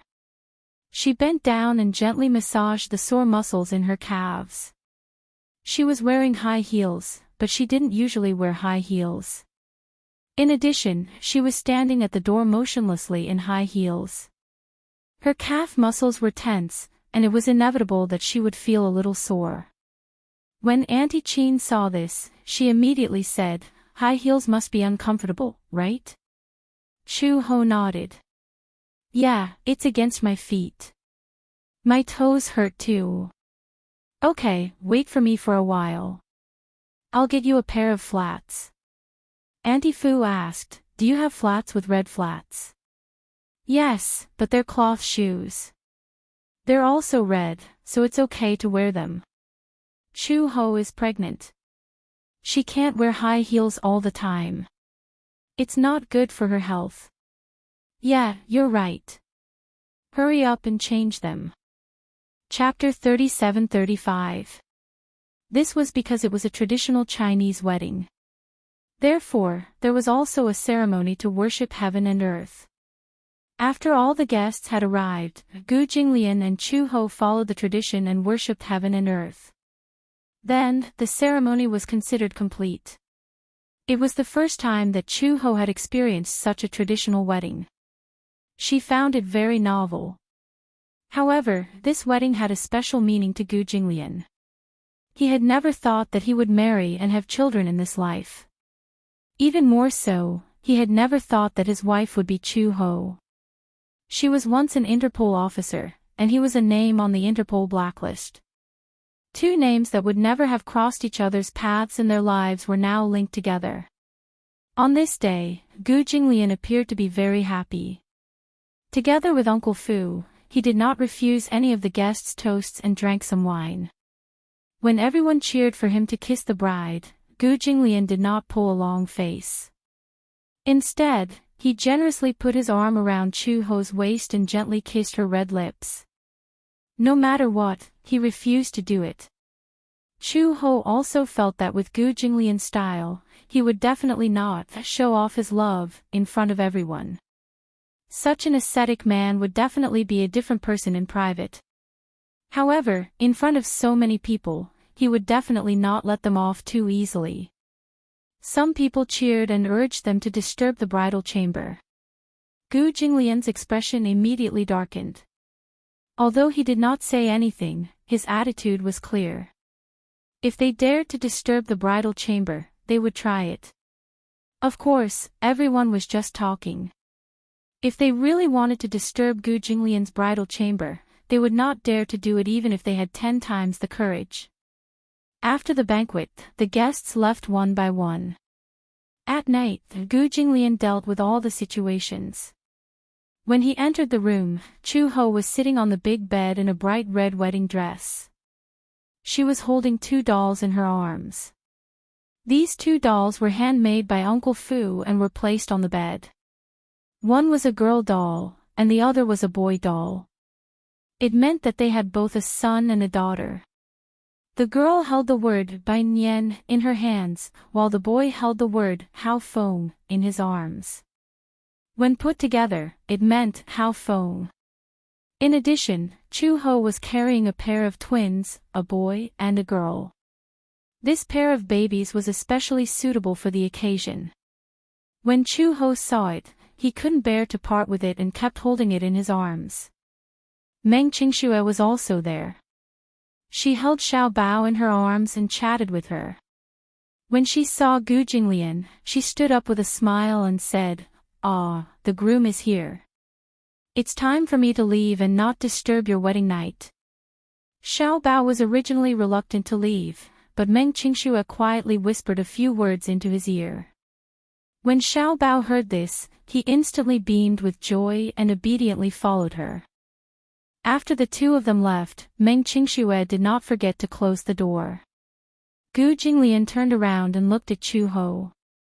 For some reason, she could still act gracefully in front of the guests. Now that there was no one else in the room except for them, Chu He seemed a little uneasy. Have the guests all left? Gu Jinglian hummed in acknowledgement and walked over to sit beside her. He was wearing a suit. Because it was a Chinese wedding, the suit had Chinese elements. There was gold embroidery on the collar and sleeves. The buttons were also carved with dragons and phoenixes. Under the lights, the whole room was a sea of red. Chapter 37-36. Red curtains, red window panes, red sheets and quilts. Even her body was covered in a bright red color, giving her an ancient charm. Chu Ho nervously intertwined her hands together. For a moment, she did not know what to say. Gu Jinglian tugged at his tie slightly. Perhaps it was because he had drunk alcohol, but his body was a little warm. This feeling, this scene, this wedding night. The ancient said that every moment of the night was worth 1,000 gold. However, if it were them, Gu Jinglian would probably suffer a little. She was now pregnant with a pair of twins. Because it was still early pregnancy, it was best to avoid sex as much as possible. Uncle Fu had also repeatedly reminded Gu Jinglian that they could not do it on the wedding night, lest it affected the babies. Gu Jinglian was naturally very cautious about the children. Therefore, even if he was in such an environment, it made him have some thoughts about her. However, because of the 2 little guys in her stomach, no matter how many thoughts he had, he could only ruthlessly strangle them to extinction. Chu Ho saw that his breathing was a little heavy, but she did not know that it was because he had drunk alcohol. She thought that he was suppressing it, so she said with a red face, "Mother Blessing said that when you're pregnant, you should avoid sex as much as possible. I'm afraid you can't do that today." She said it more ambiguously. When Gu Jinglian heard this, he turned his face and looked at her deeply, but he asked knowingly, "Which one?" She played dumb. Which one are you talking about? Chu-ho said a little angrily, why are you still asking when you know? I don't know. Gu Jinglian's ability to play dumb was not much worse than hers. If you don't say it, how would I know? At this moment, his gaze fell on her face. His handsome eyes were so deep and ambiguous that it was so rich that it was about to overflow. Chu-ho only felt her face burning under his stare. Gu Jinglian. Don't ask when you know the answer. Gu Jinglian, however, brushed it off completely. I really don't know. Humph. Chu-ho snorted disapprovingly. He turned his face away awkwardly and said, it means that we can't have sex. Gu Jinglian said, oh, but the last syllable was dragged out. He suddenly moved closer and pinched her chin, forcing her to face him. From your tone, it sounds like you're very regretful. Chu-ho's face instantly turned red. What do you mean I'm sorry? Gu Jinglian smiled. When he smiled, the corners of his lips curved into a faint arc. It was extremely charming. He was obviously making fun of her. Literally. I know you understand. Chu-ho smiled and said, I wonder who's the regretful one. On the wedding night, you can only hug each other and can't consummate your marriage. You should be the one suffering more. Who said that I can only hug each other? Gu Jinglian suddenly leaned over and pressed his body weight onto hers. However, Gu Jinglian was especially careful. Although he was leaning on her, he did not press all of his weight on her. She couldn't bear the sudden weight and was pinned down by him. Looking up, Chu-ho met Gu Jinglian's deep eyes. It was as if there was magic in his eyes. It was like an endless abyss that wanted to hook her soul into it. Chu-ho was pinned down and couldn't move. She twisted around uncomfortably. Chapter 37:37. You, Gu Jinglian immediately said, Shoo, don't talk. Chu-ho was a little puzzled. She did not understand what he was trying to do. Although she was pinned under his body, Gu Jinglian's arms held on tightly. Although he was suppressing her, he did not put all his weight on her body. Gu Jinglian looked at her like this. His rare gentle gaze swept across her face inch by inch. In his mind, it was like a revolving lantern. Memories appeared one after another. From the first time they met, she stood in front of him, arrogant and respectful. She was as cold as a machine, as if there was no emotion or warmth.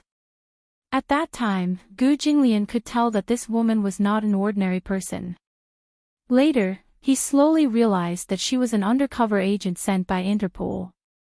She lurked around him in order to collect evidence and take action. However, he was not in a hurry to expose her. He had given her a chance. If she had given up her identity as an undercover agent, he would definitely not have killed her. Logically speaking, such a woman betrayed and deceived him.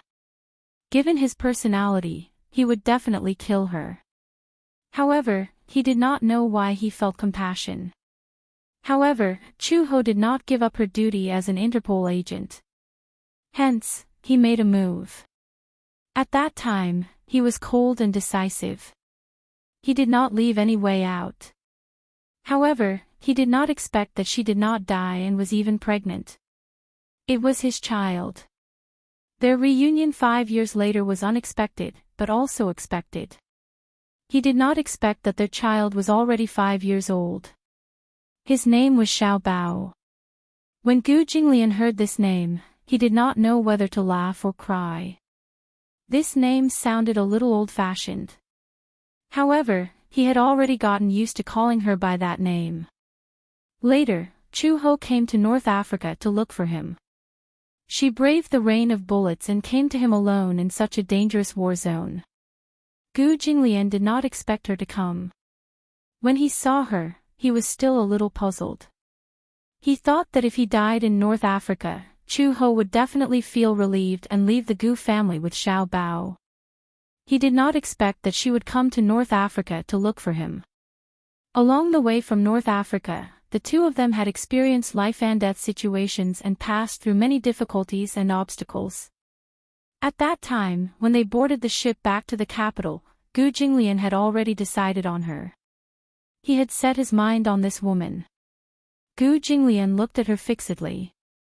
Chu Ho asked him uneasily, "What's wrong? You keep staring at me." However, in the next second, Gu Jinglian's thin lips gently covered hers. He gently pried open her soft lips and drove straight in. This was the first time in his life that he had taken the initiative to kiss her so gently. At first, Chu Ho was frozen by such a sudden kiss and did not dare to move. However, she gradually got used to this kind of kiss and knew how to respond to him slowly. When they kissed, the chemistry between the two of them was unparalleled. Feeling her response, Gu Jinglian kissed her even more deeply. He took her hand and guided her to hug him. Chu Ho smiled, closed her eyes, and hugged his shoulders obediently. The kiss deepened. Gu Jinglian turned around and pulled her onto his body. He hugged the back of her neck. A few strands of Chu Ho's black hair suddenly fell and covered his eyes. The room was brightly lit. Chapter 37-38. After they got married, they did not have the time to be sweet. Moreover, with Gu Jinglian's personality, even if he wanted to be sweet, he would not be able to be sweet. Therefore, she naturally entered a difficult pregnancy. During the early stages of pregnancy, Chu Ho began to have pregnancy symptoms. In fact, her physical fitness was considered good, so the pregnancy symptoms were not very serious. Other than feeling nauseous every morning and not being able to see greasy things, the most strange thing was that, like most pregnant women, she had an inexplicable preference for sour and sweet things. Uncle Fu bought some sour plums and candied plums and put them on the bedside table. When Chu Ho was hungry, she would take one or two of them out to eat. This was because she did not know if she could eat more of these sour plums. She heard that if she ate too much sweet food during pregnancy, it was easy to get diabetes. Therefore, she did not dare to eat too much sweet things. When she was hungry, she would eat a few to satisfy her cravings. After that, she would not eat more. However, Xiao Bao and Lin she would sometimes sneak into her room to look for some snacks. They did not know why Uncle Fu prepared so many candied plums and sour plums. They thought that Chu Ho had hidden the snacks and did not want to let them eat them. Therefore, they would steal a can every time. When Uncle Fu saw this, he also guessed who the culprit was. However, he just smiled and pretended not to know. He replenished the stock again. When Chu Ho's pregnancy symptoms were at their worst, she did not eat much for 2 whole days. It was not that she did not eat. Chu Ho's tolerance was amazing. Even if the food was not to her appetite and she felt nauseous when she saw it, she endured it and ate it. However, before she could digest it, she vomited it all out. Sometimes, he would even vomit out bile. After a week, she had lost a lot of weight. It was really not easy to be pregnant. This was Gu Jinglian's only sigh. In addition, she was pregnant with 2 little guys. Therefore, her belly looked obviously bigger than other pregnant women's. Other pregnant women's bellies were more than 4 months old, but she was already so big at 3 months. However, even though he was pregnant, Chu Ho still insisted on exercising. When he woke up in the morning, after washing his face and brushing his teeth, he insisted on taking a walk in the backyard. After eating, he walked around as much as he could. In the evening, Gu Jinglian came back. He never took a walk, but ever since Chu Ho got pregnant, he became patient and insisted on holding her hand to take a walk. Gradually, the number of people taking a stroll increased. Uncle Fu would also tag along. Mama Chin was worried that Chu Ho would feel unwell and vomit halfway through the stroll, so she also tagged along eagerly. Xiao Bao and Lin Shi were also worried, so every time after dinner, the group would take a stroll in the back garden. Although Chu-ho's pregnancy was not serious, it lasted for a long time. During that time, she could not eat anything.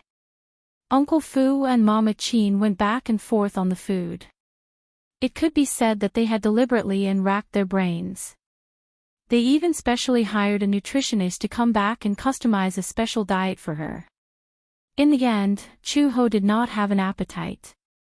Other than porridge, she would vomit everything that had a little oil on it. It was better not to eat it. Otherwise, she would not be able to withstand vomiting like this every day. Chapter 37-39. At the very least, Chu-ho would not have any extreme reactions after eating these. However, what surprised Mother Chin the most was that even after she was pregnant, Chu-ho's mood remained very good. It was said that during pregnancy, especially in the middle, pregnant women would often lose control of their emotions and become very irritable. Sometimes, they would lose their temper for no reason. However, Chu-ho would not. His mood was so stable that it made one's hair stand on end. He still looked calm and composed, no different from usual. On the other hand, Gu Jinglian's temper changed a lot. In front of Chu-ho, no matter how bad his mood was, he would not show any negative emotions. However, when it came to other people, his temper was worse than before. Especially every time Chu-ho vomited everything he had just eaten, he would find Mother Chin and vent his anger, blaming her for not preparing the food well. As a result, Gu Jinglian was especially irritable when he saw Chu-ho suffer. He had never been good at expressing his feelings in front of Chu-ho. Everyone could tell that he was just worried about Chu-ho. Chu-ho once found out about it and felt very apologetic. Whether he vomited or not really had much to do with the food Mother Chin prepared. He instinctively rejected it, even if it was just a little bit of greasy meat. Perhaps he would feel better after this period of time. Chu-ho looked from Mother Chin guiltily and apologized to her. However, Mother Chin laughed. I was wondering what was going on. You even specially looked for me. Sigh, it's nothing. Old Master's temper is much better than before. In the past, he always had a bad temper. Did he get angry often? It would be better if he got angry often. At least, he wouldn't keep it to himself. It would be easier to talk about it. Mother Chin mentioned some of Gu Jinglian's past. In the past, Gu Jinglian was ruthless in dealing with people. For example, in the past, when a servant accidentally broke a vase, Gu Jinglian would immediately chase the servant out of the Gu family.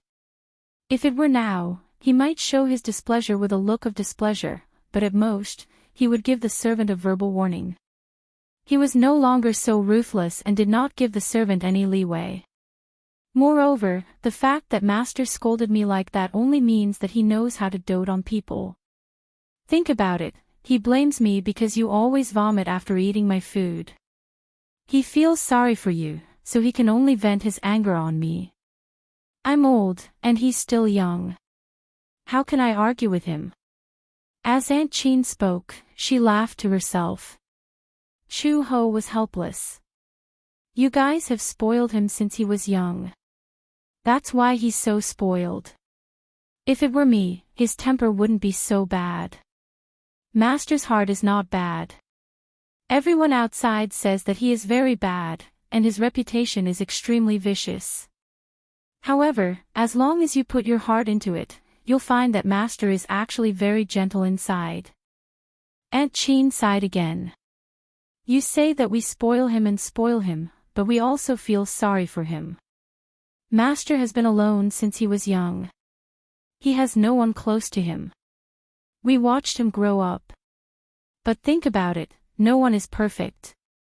How can there be a perfect person in this world? Other than old Master being a little arrogant and bad-tempered, there isn't anything bad about him. That was true. No one was perfect. No one was perfect in this world. Gu Jinglian was not a god. He was just a mortal. Even a god was not perfect, let alone a human. Chapter 37-40.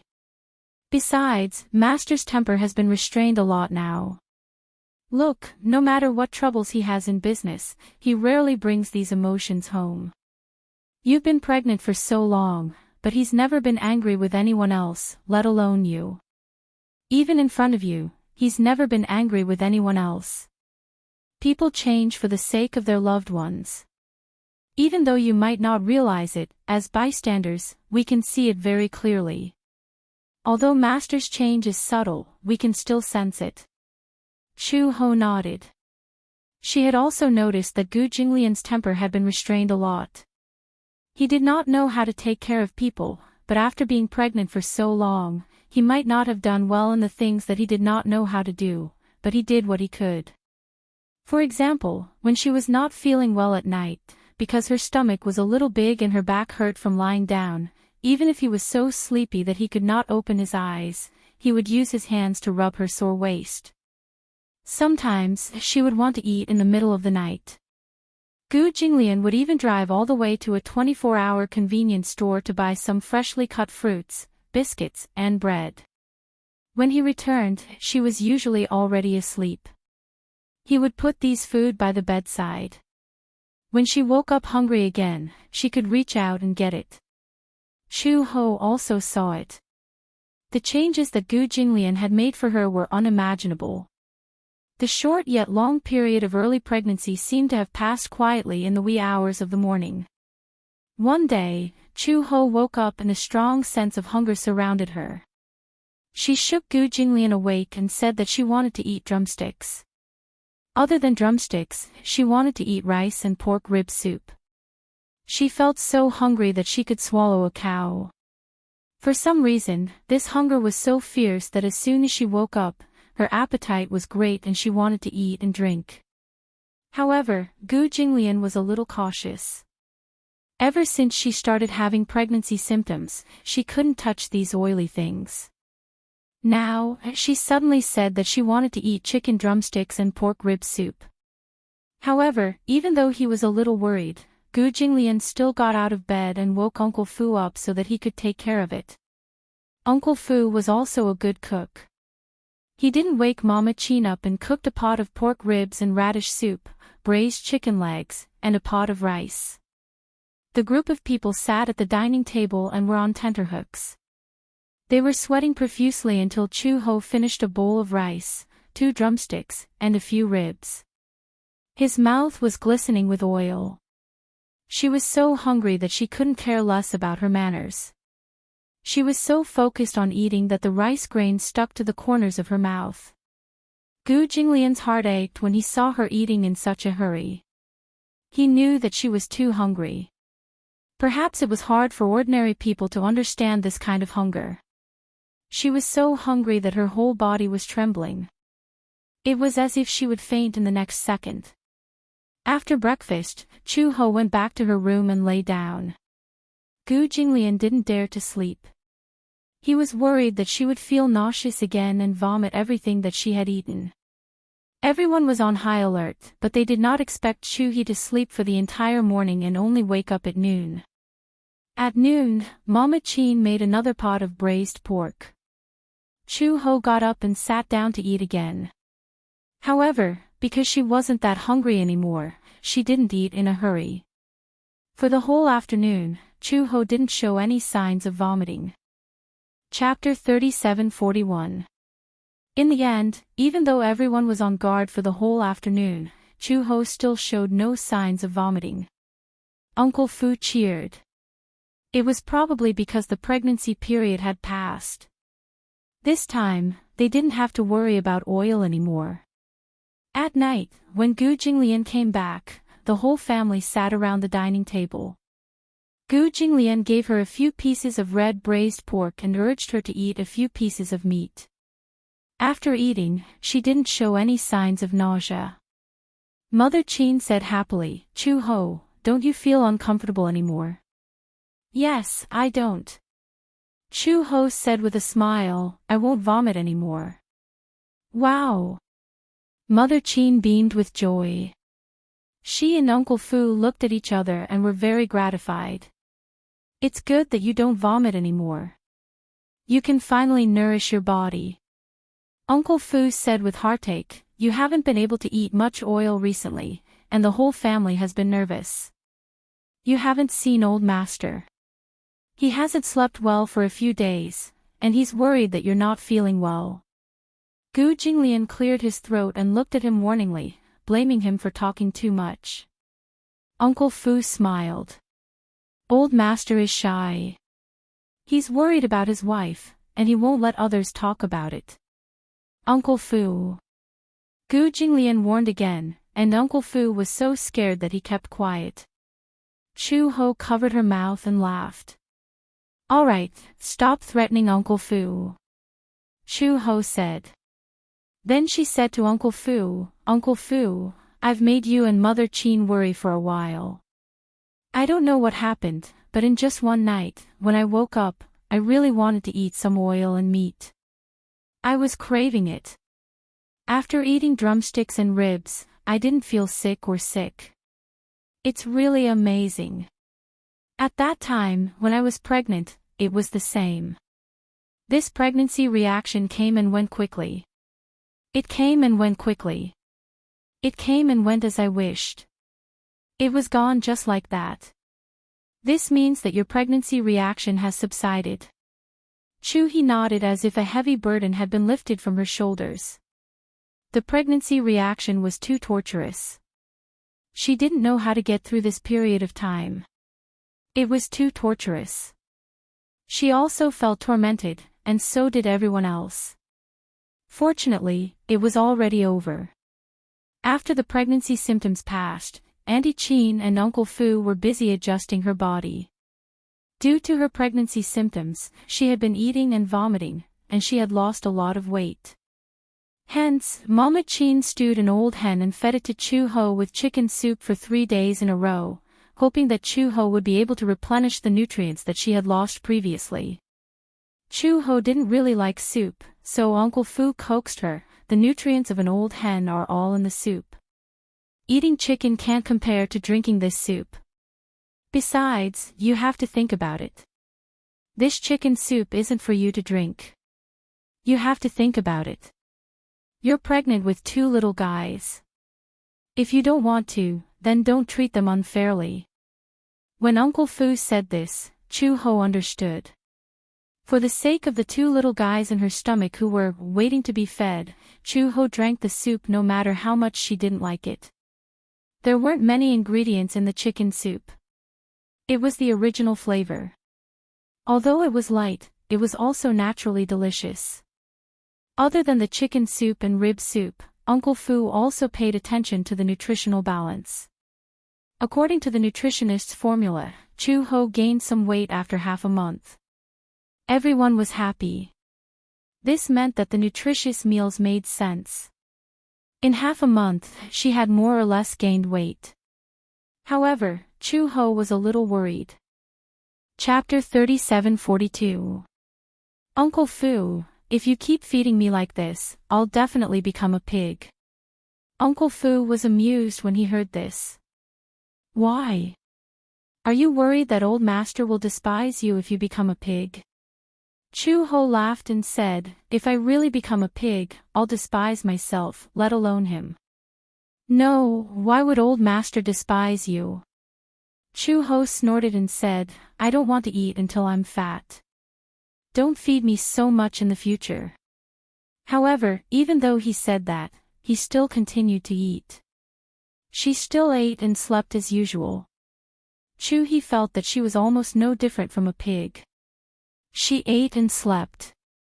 She did not have to worry about anything.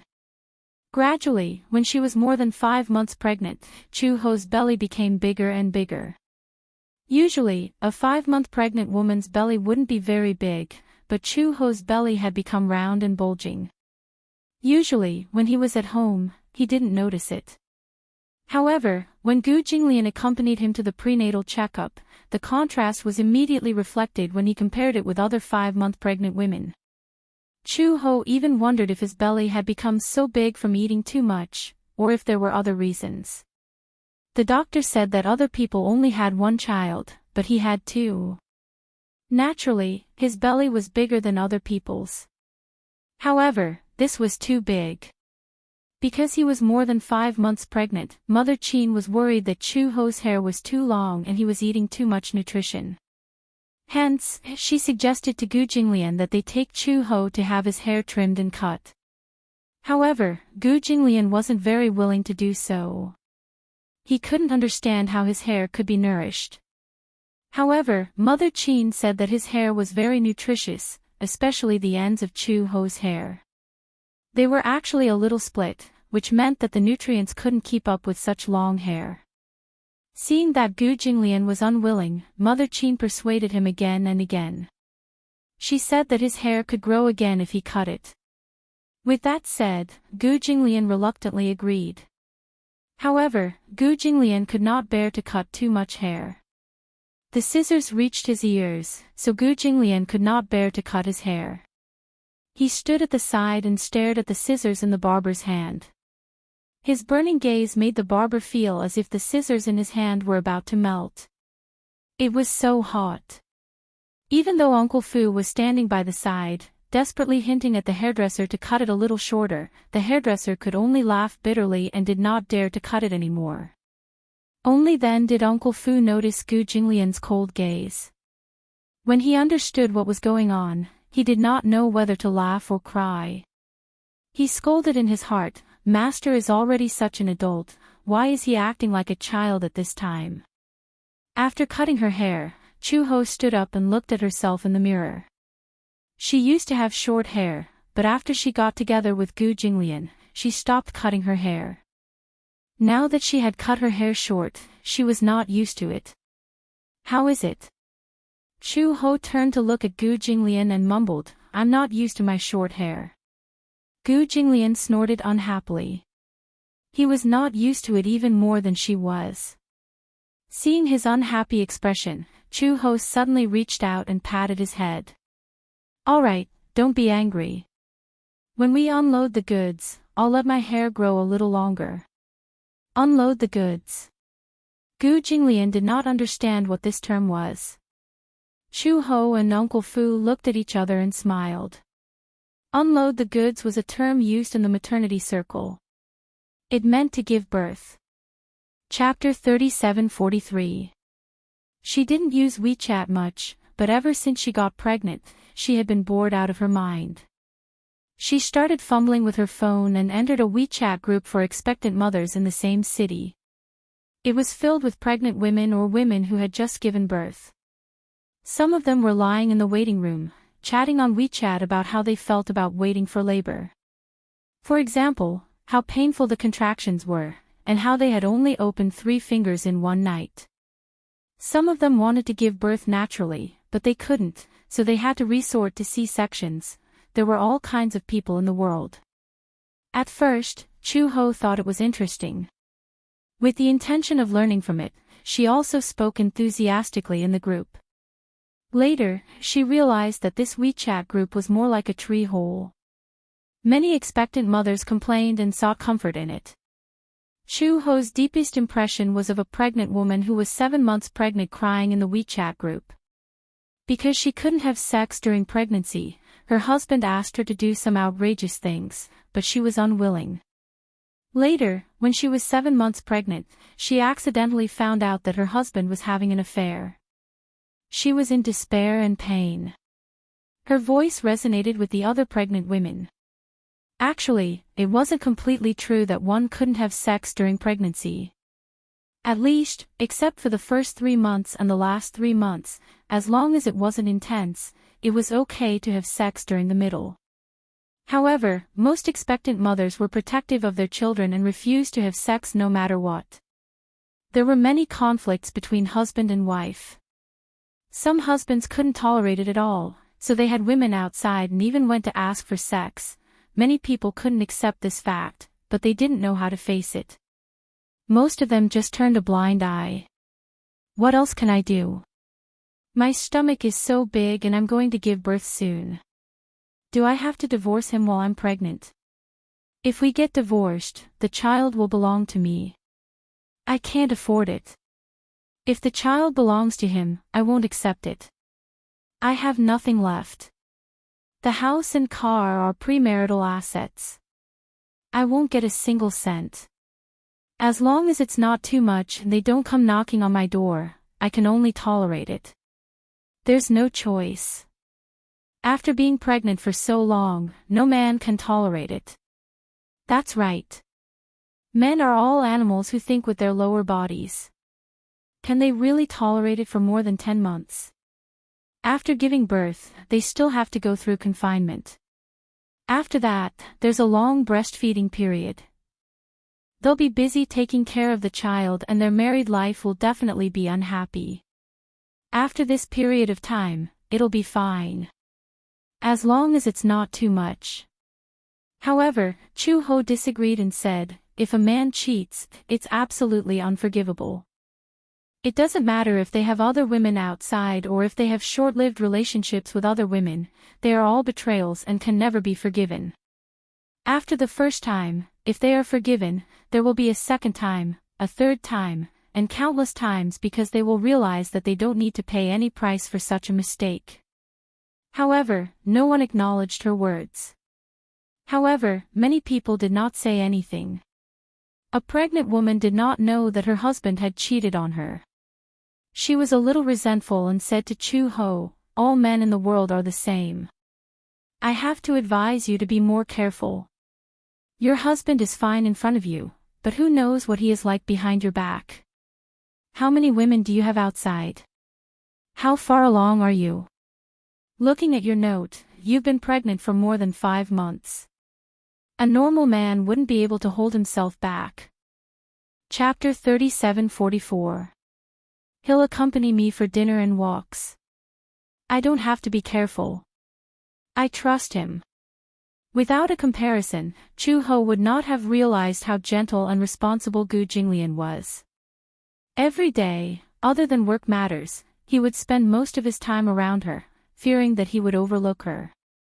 In the WeChat group, there was too much negativity. Many of them were stay-at-home wives who did not have jobs and relied on their husbands for most of their lives. During her pregnancy, her husband did not want to be lonely and had an affair. Many people were angry but did not dare to say anything. Even if they knew, the most they would do was cry and throw a tantrum. Some men with a conscience would often admit their mistakes and say that there would not be a next time. This was to give her a way out. If they were pushed too hard, the man would say, then let's get a divorce. Many people would be at a loss and would not know what to do. It was as if they did not know what to do if they left the man. That woman was aggressive. Ha! You trust him. Before this happened to my man, I also trusted him. I did not suspect that he would go out and find another woman. But it has happened. I don't want to believe it, but I have to accept the reality. Men are all like this. If you don't know, it's good that he hid it, but it doesn't mean that it didn't happen. It didn't happen, but it doesn't mean that it won't happen. Just wait and see. Can your man endure 5 months? Can he endure 10 months? Can he endure 10 months? Can he endure your confinement and breastfeeding period? Don't think too highly of men. Men are like that. Her last sentence was full of contempt. Chu-ho laughed. You were betrayed by your husband. Look, all the women in the world are as miserable as you. But you don't have to impose your misfortune on me to make your husband look so dignified. My husband is a responsible and responsible man. You don't have to smear his reputation. How confident are you? That woman laughed. Your man must be very ugly. Otherwise, why can't he even find another woman? Seeing that the atmosphere was getting tense, the others said nervously, don't be like this. Everyone should be friendly. Don't make things unpleasant. Since this has happened, let's think of a way to deal with it. Don't quarrel. Exactly. Chu-ho stopped talking and threw his phone aside. He was full of anger. She was not angry because the man had cheated on her, but because these women condoned the betrayal. If it were her, she would not be able to tolerate such betrayal. She even wondered if Gu Jinglian would get tired of this marriage one day and fall in love with another woman. If that was really the case, she would not try to save him. When he had a change of heart, he was already not loyal to his marriage. She couldn't accept a little bit of infidelity. Be it his body or mind, he could not tolerate even the slightest bit of betrayal. Similarly, she would not betray him. Even if a man better than him appeared one day, she would never betray him.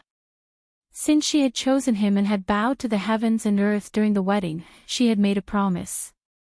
She had to be faithful to her promise and stay by his side for the rest of her life. This was Chu Ho's understanding of marriage. Apart from natural disasters and man-made disasters, life and death, there was nothing that could separate them. Then, did Gu Jinglian think the same? Chapter 37:45. Chu Ho put her phone aside and ignored the WeChat messages. However, a few people in the WeChat group had formed a new group. One of the pregnant women who had a conflict with Chu Ho just now was unhappy with Chu Ho and started to make a scene in the group. Who was the one who pulled Chu Ho into the group? How can there be such a naive woman in this world? Men are not good people. It's not that I want to overturn everyone, but this is the problem. How many men these days are really responsible? The people in the group started chatting as well. I admit that there are men who don't cheat on their wives. However, we are pregnant and have to do some teaching at home. In the end, when men come home, they are either lying on the sofa or lying on the bed. They are just like masters. At this point, she opened the floodgates of resentment. Most of the pregnant women who joined the group did not have a harmonious family life. After complaining about their disappointing husbands, one of them sent a disdainful emoji. That Chu Ho just wants to show off how much her husband loves her, how well he treats her, and how much he dotes on her. She just wants to feel superior. I don't think so. Her husband must be very ugly. I have seen men who are obedient to their wives. They are either very ugly or very honest. I have seen many rich people and rich second-generation heirs. Which one of them doesn't have a red flag at home and a red flag outside? At this moment, the pregnant woman who had pulled Chu Ho into the group spoke. I was the one who pulled Chu Ho into the group.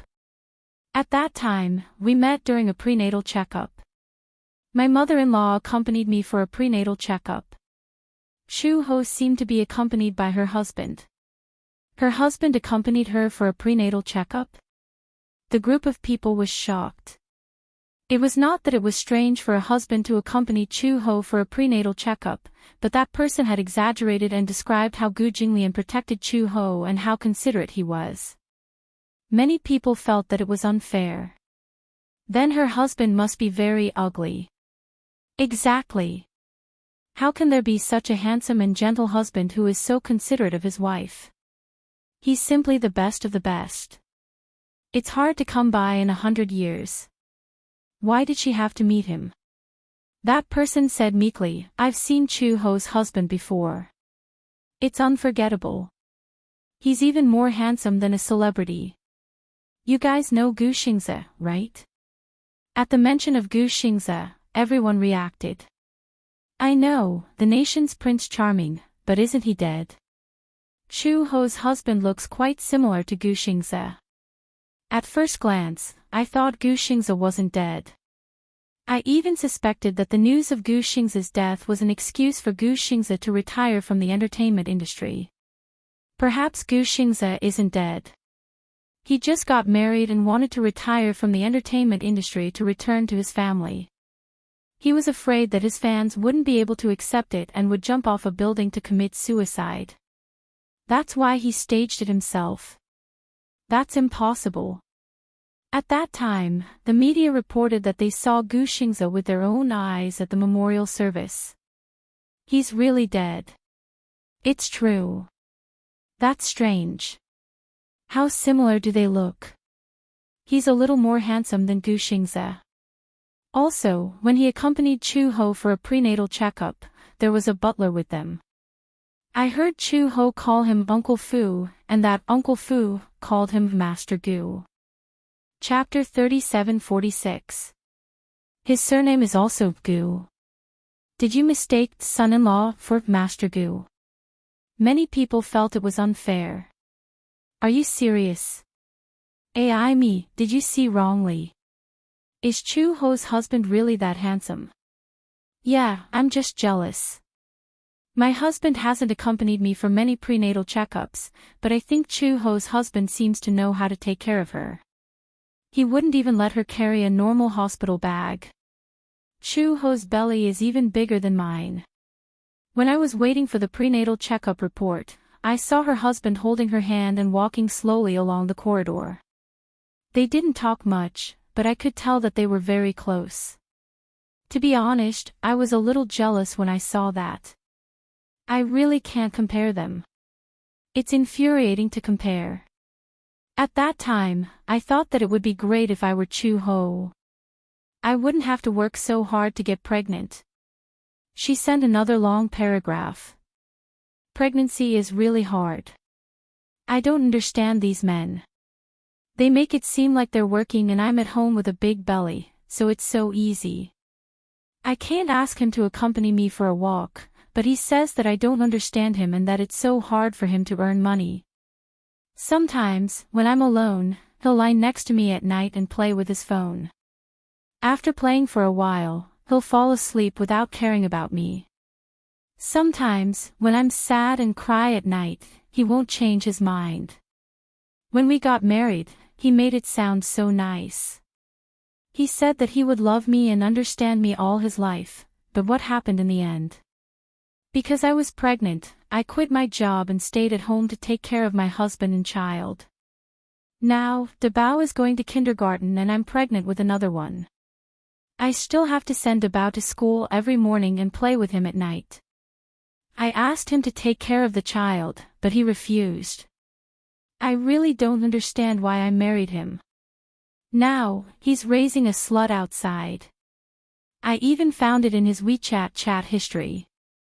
Tell me, why did he keep the chat history? Was he deliberately showing it to me? I'd rather he be smarter and more cunning. I'd rather he delete the chat history and lie to me for the rest of his life. Now, I don't even know if I should divorce him. Get a divorce. Do you want to keep this kind of man for the new year? But if we get a divorce, he bought the house before we got married.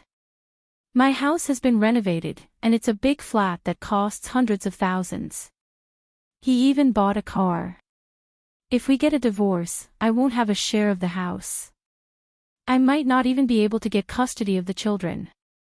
Even if I get custody, I might not be able to afford to raise them. You have to be careful with your divorce. Divorced women were often discriminated against. No matter how good a woman is, once she hears that it's her second marriage, her value will immediately drop. It's not fair. Just thinking about it makes me angry.